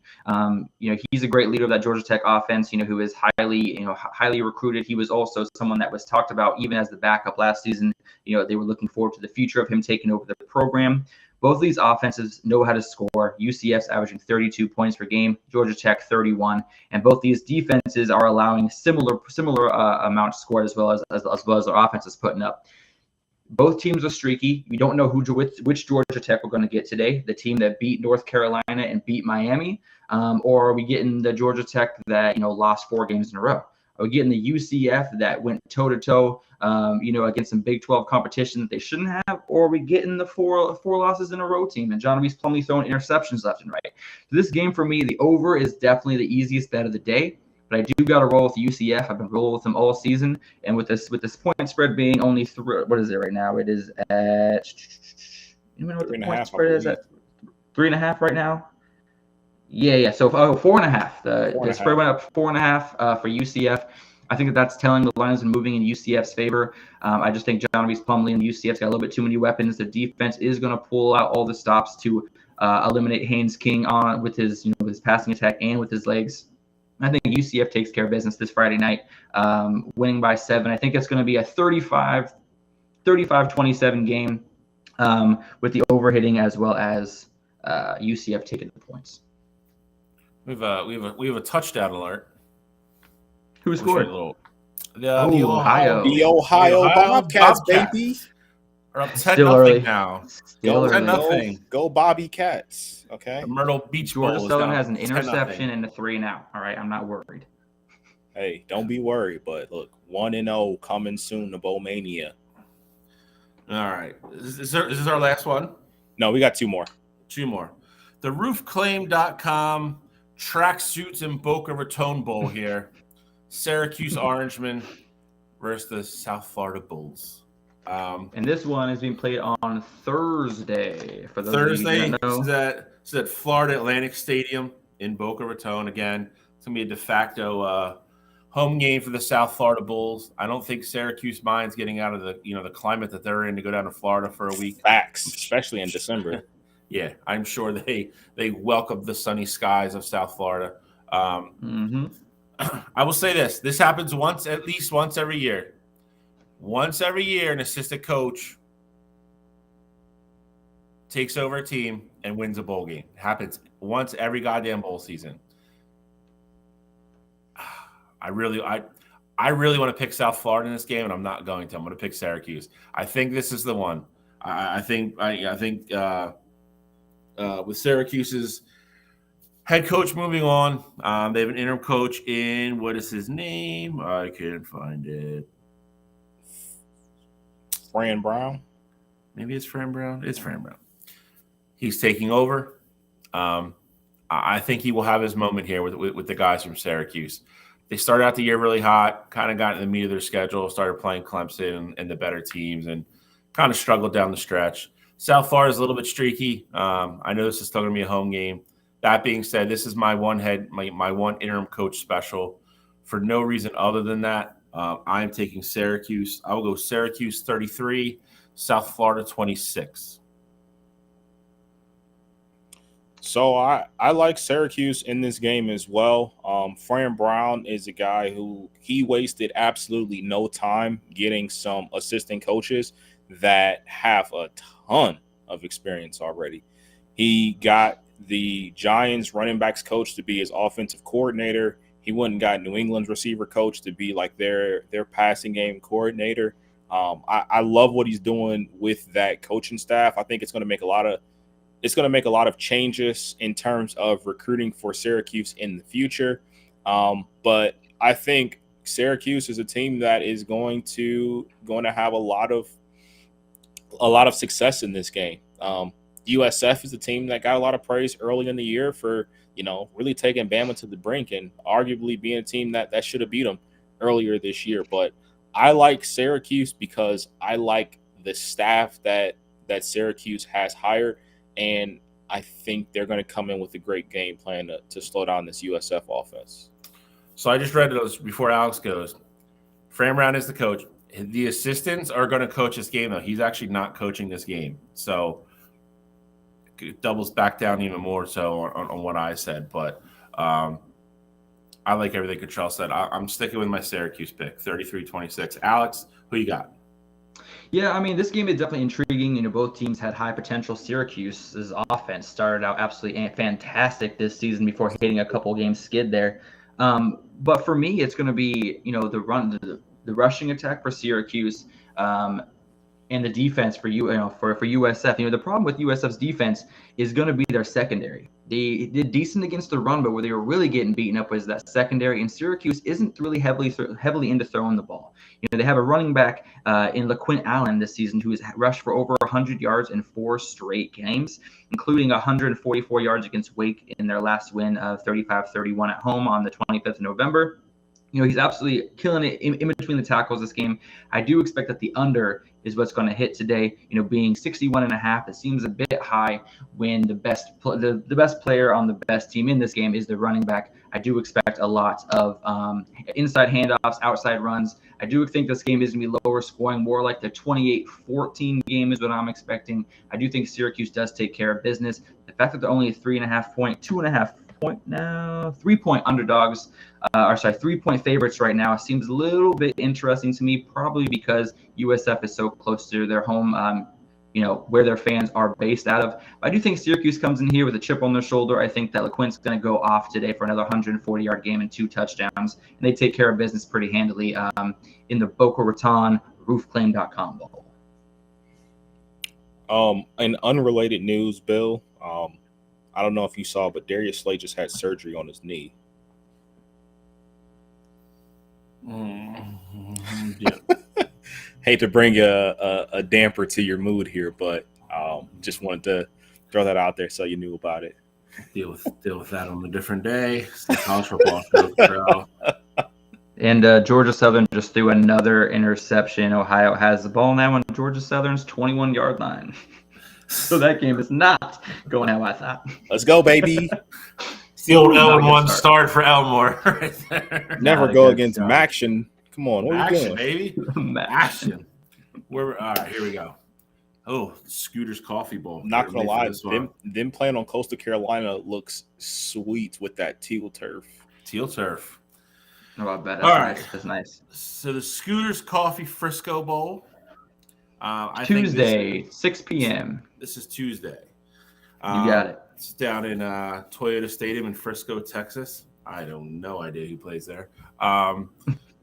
This used to be it's still the Frisco Bowl, but they just have like a new sponsor, I guess. Fun fact about the Frisco Bowl: this is the first bowl game that Kent State ever won in their entire school's history a few years back. So, give you a little history lesson about the Frisco Bowl here. Shameless Kent State plug. Action, baby. No shame. Well, Ohio State's not playing today, so he's got nobody else to plug. Yeah. So we got the University of Texas San Antonio Roadrunners, great name. Love him. Versus the Marshall Thundering Herd. Old home of Chad Pennington and Byron Leftwich and Randy Moss. The house that Randy Moss built. The house that Randy Moss built. Hey, speaking of Chad Pennington, y'all, I don't know if you guys have seen, but starting for Marshall today is freshman Cole Pennington is taking over the reins at Marshall today. He's got some great arm talent. He's in limited action this season. He's got 3 touchdowns, no interceptions. My birth last name is Pennington, so growing up, having a guy in the NFL named Pennington was huge for me. I was like, oh, that's my uncle. Obviously, he's not my real uncle. But I've been following the Pennington family since he played at Marshall, obviously with the Jets. So seeing his son, following his footsteps at Marshall is really nice to see. And I'm honestly really excited to see what kind of offense he's able to get behind him and go into next year. Marshall started off 4-0 this year, before losing 5 in a row and getting bowl eligible on the last week of the season. Marshall struggled moving the ball. 3rd and long is almost impossible for them. They need to get 3 or 4 yards on first down to create short yardage situations. Frank Harris is playing and has all of his weapons at his disposal. Frank Harris, in case you do not know, is the quarterback for UTSA. So you will see the UTSA offense at full strength. They're averaging 31.8 points per game. I do have faith that Cole Pennington will be a great quarterback for Marshall going into the future. But being his first bowl game, being a freshman, going against, again, here's the key word for today's episode, people, going against a more experienced team in University of Texas San Antonio and their offense. I do think that Frank Harris is going to have a huge game today, and he's probably going to be MVP of the Scooters Coffee Frisco Bowl, having 4 touchdown passes is what I'm seeing today. I think that they cover that 12-point spread. I think it's like a 35-14, 35-10 game. I don't think this game is very close. Alex, you summed it up pretty great for me in your analysis of this game. I think the one thing with Marshall that you've seen with them all season is that they don't have a dynamic offense. If they're not running the ball successfully, like you said, if they get behind the sticks early on, this is a game that's going to get ugly. And I think that, early on, UTSA will have a lot of success airing the ball out. Joshua Cephas is probably one of the best kept secrets in the entire country. Like, he's a big play waiting to happen. And I feel like with Cole Pennington, like you mentioned, his upside, the reality of it is he's thrown 6 interceptions so far this season. So I do think in a situation where UTSA, if they get up big, then you're going to see Marshall really try to press and, stretch the ball down the field. And he's going to make some inexperienced mistakes. So I like UTSA in this game, and I like them to win pretty big. I like UTSA as well. We already talked about their quarterback staying. They didn't lose anybody really to the portal. And they also, I think, chalk it up to his win is keeping Jeff Traylor as well as their coach. They didn't lose him to the coach at Carousel. His name came up for a lot of the bigger, mid-level schools, and he decided to stay. They are at full strength today, going against Marshall Hurd. I think they're just a better football team. If Cole Pennington has his arm talent that you guys speak of, excuse me. I don't think he's Chad Pennington's, legitimate son then, because that guy had a wet noodle for an arm. So I'm going with the Roadrunners here. Big, I think they cover. I'll go Roadrunners 37, Marshall 20.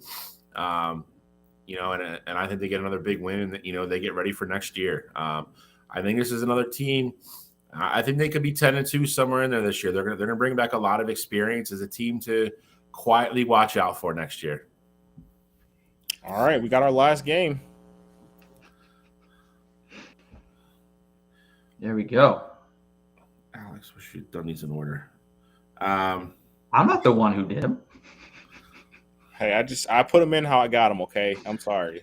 Yeah, and I made them in a very random order. So the famous Toastery Bowl. It's the one everybody's been waiting for, gentlemen. Western Kentucky. Yeah, you slap us some toast.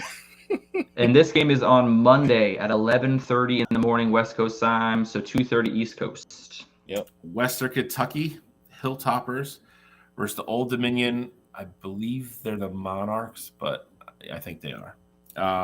Jerry Richardson Stadium in Charlotte, North Carolina. This is Monday, 2:30. It's a good afternoon treat for you. Something you can bet on while you're at work, not doing what you're supposed to be doing. I'm all for it. That being said, I just like Austin Reed in that Western Kentucky offense is just going to line up and just try to throw the ball, 80 times, make you chase them around, tackle them. I think Western Kentucky. I think Old Dominion's a nice, solid team.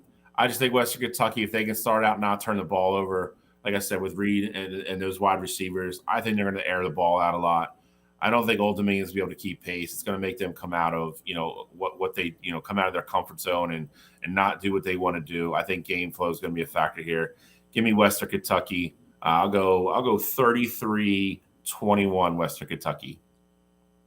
So the fun thing, Alex just disappeared. I guess he doesn't like Western Kentucky or Old Dominion. But the funny thing about this game is that Western Kentucky is actually 3.5-point dogs in this one, and I was very surprised to see that coming in. I also like Western Kentucky here. I feel like, Austin Reed, you hit the nail on the head for me. I think they're going to be able to air the ball out against this Old Dominion team. And offensively, what Old Dominion has, I don't think they're going to be able to keep up. So, if Western Kentucky can find a way and get into that 30-point range, I see this being a rather easy win for them. Old Dominion relies heavily on their defense to keep them in games. The 6 games that they've won, the majority of them, they didn't even score 30 points themselves. So I do think this is a game that will go Western Kentucky's way. I think if you want to, be safe, I bet the under here, but I like Western Kentucky to cover that 3.5. Obviously, I like them to win, so I think they cover there. But if I put some money in, it probably will be all spread and getting Western Kentucky by like 4 or 5 points. Justin, what's going on, buddy? I agree. Alex's Wi-Fi has cut out. The strength of his uncle's arm is hilarious. So. I do think, Bill, there was one other game that you missed when. What game did I miss? Miami Appalachian State. Okay, that's when I started talking about when I got cut off. I like Miami, Ohio in that game. I think their defense is going to prevail. Like I said, I don't know if anybody talked about Brent Gabbert. I think he's one of the better quarterbacks in the MAC. I actually watched the MAC championship game. And actually watch Miami, Ohio play. They're a solid team. Like I said, they got a defense. They got 3 or 4 starters that I think have over 7 sacks apiece. And it's not an Appalachian State team that can air the ball out like they have in the past. So I think they're a little bit one-dimensional. Everybody keeps throwing around that James Madison win. I know you watched the game because you're watching it live when I was. that game was that was the only game James Madison didn't play well that year or this season. And they also that was the game that it finally looked like the weight of the world was kind of on their shoulders, and they looked like they were playing under the pressure of being undefeated and all that good stuff. So, I really like Miami, Ohio in that game. I really do. I like their defense a lot. I think they're going to make Appalachian State very one-dimensional. And I think they get it done. Alex, so what you missed is Bill picked against us he picked Miami instead of Appalachian State. Wow. And then we need your breakdown of Western Kentucky and Old Dominion. Yeah, I mean, Old Dominion, Western Kentucky, super easy for me. It's all about Austin Reed and that offense. 3,300 yards, 31 touchdowns. He has his top weapon in Malachi Corley, who's only 42 yards away from another 1,000-yard season. His production is down a little bit from last year when he had 1,243 receiving yards. This year he's about just under 1,000. I expect him to eclipse that 1,000-yard mark today. He's got 11 touchdowns. I think he's going to add another couple more. And frankly, Old Dominion is lucky to even be bowl eligible this year. I think Western Kentucky takes care of business, covering the 3.5-point spread pretty easily. And I think that the over is going to hit at 54.5. And so it's funny that you say that, because I mentioned to Bill that I was very surprised seeing what this spread was at. Seeing Old Dominion minus 3.5, I'm like, does Vegas know something that I don't? Because for me, I told Bill, if I bet this game, I'm betting Western Kentucky at the alt spread and probably getting them 4 or 5 points. Agreed. It always gives you pause when that happens, when you just look at something on the surface and you're like, all right, I know a decent amount about these teams, and then Vegas is on the complete other side. It always gives you pause, but Vegas isn't right all the time. So there's a lot of games, a lot of technical difficulties, a lot of fun though. Interesting game. We made it work. Show. We made it work. It's an interesting show. Give Cottrell credit for being the Iron Man. The only guy that made it through the whole show today. My camera literally just wouldn't turn back on. I don't know what happened, because when you guys were previewing the game, I could hear everything. You just couldn't see me, and then I don't know, whatever. It's funny because you were talking and then you just disappeared on us. You pulled an Alex. Well, Alex pulled you. Sentence. I didn't know if Alex my charger was unplugged. I just didn't know if Alex got upset that he was going to start this contest 0-1 right off the get-go from all the hosts, or if I made I didn't know if the Chad Pennington uncle disgrace went too far, but Justin Louder enjoyed it all. So well, he knows me from when my last name was Alex Pennington. Yeah. He knows me from those days, so that's why he's one of the people I told. Yeah, that's my cousin in the NFL. So he knows. Believed you too. It's probably the real reason you guys are friends. He probably thought there was going to be some cool Chad Pennington payoff at the end. It's the only reason. All right. So listen, got jam-packed day. Listen, if you're a college football fan, it's time to lock in all these games. I mean, I'll watch anything at this point. So, got a full day ahead. Like I said, you got a couple during the week to hold you over. And then next weekend, we're going to be back. We're going to do the same thing. We got a ton of games. We're going to start touching on the bigger ones. So, I mean, we'll start getting bigger programs in here. Have a little bit more clarity on who's staying, who's going to, so a little easier to predict those games. If you have with the portal too, obviously we'll be back with more portal talk, because, like I said, I think some of those guys will sign this week. So we will definitely do an updated portal. We'll review some of the games we just went over, because I guarantee you some of them will be crazy. There's always bad beats. That's one thing you can guarantee yourself with bowl week. There's always bad beats. There's always a crazy finish that shouldn't have happened. There's always some bonehead coaching that goes into it somewhere along the way. You'll get at least one Hail Mary or something close to like that happening. It always happens. That's why Bowl Mania is so great. You get it all across the board. It always happens every single year. So we will review, a lot of what we talked about today. And like I said, we'll preview, next week's bowl games, and then we're actually going to get some look-ahead predictions for Cottrell, because the following week he will not be here, because he's cool. He's going to go sip his Mai Tais on a cruise ship. So, Ohio State doesn't make the Final Four, all of a sudden schedule emergency vacation. So, whatever. Who says Wi-Fi? Yeah.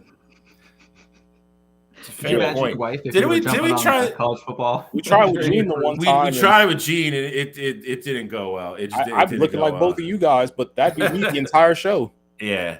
Gene, I got to give Gene credit. Gene tried to, Gene was running around the different decks of the ship trying to find a hot spot, and it didn't work. That man tried his hardest to get on the show, and me and Cottrell, we were just like, we told Mike, we were like, that's it, like, don't let him back in, like, it was enough.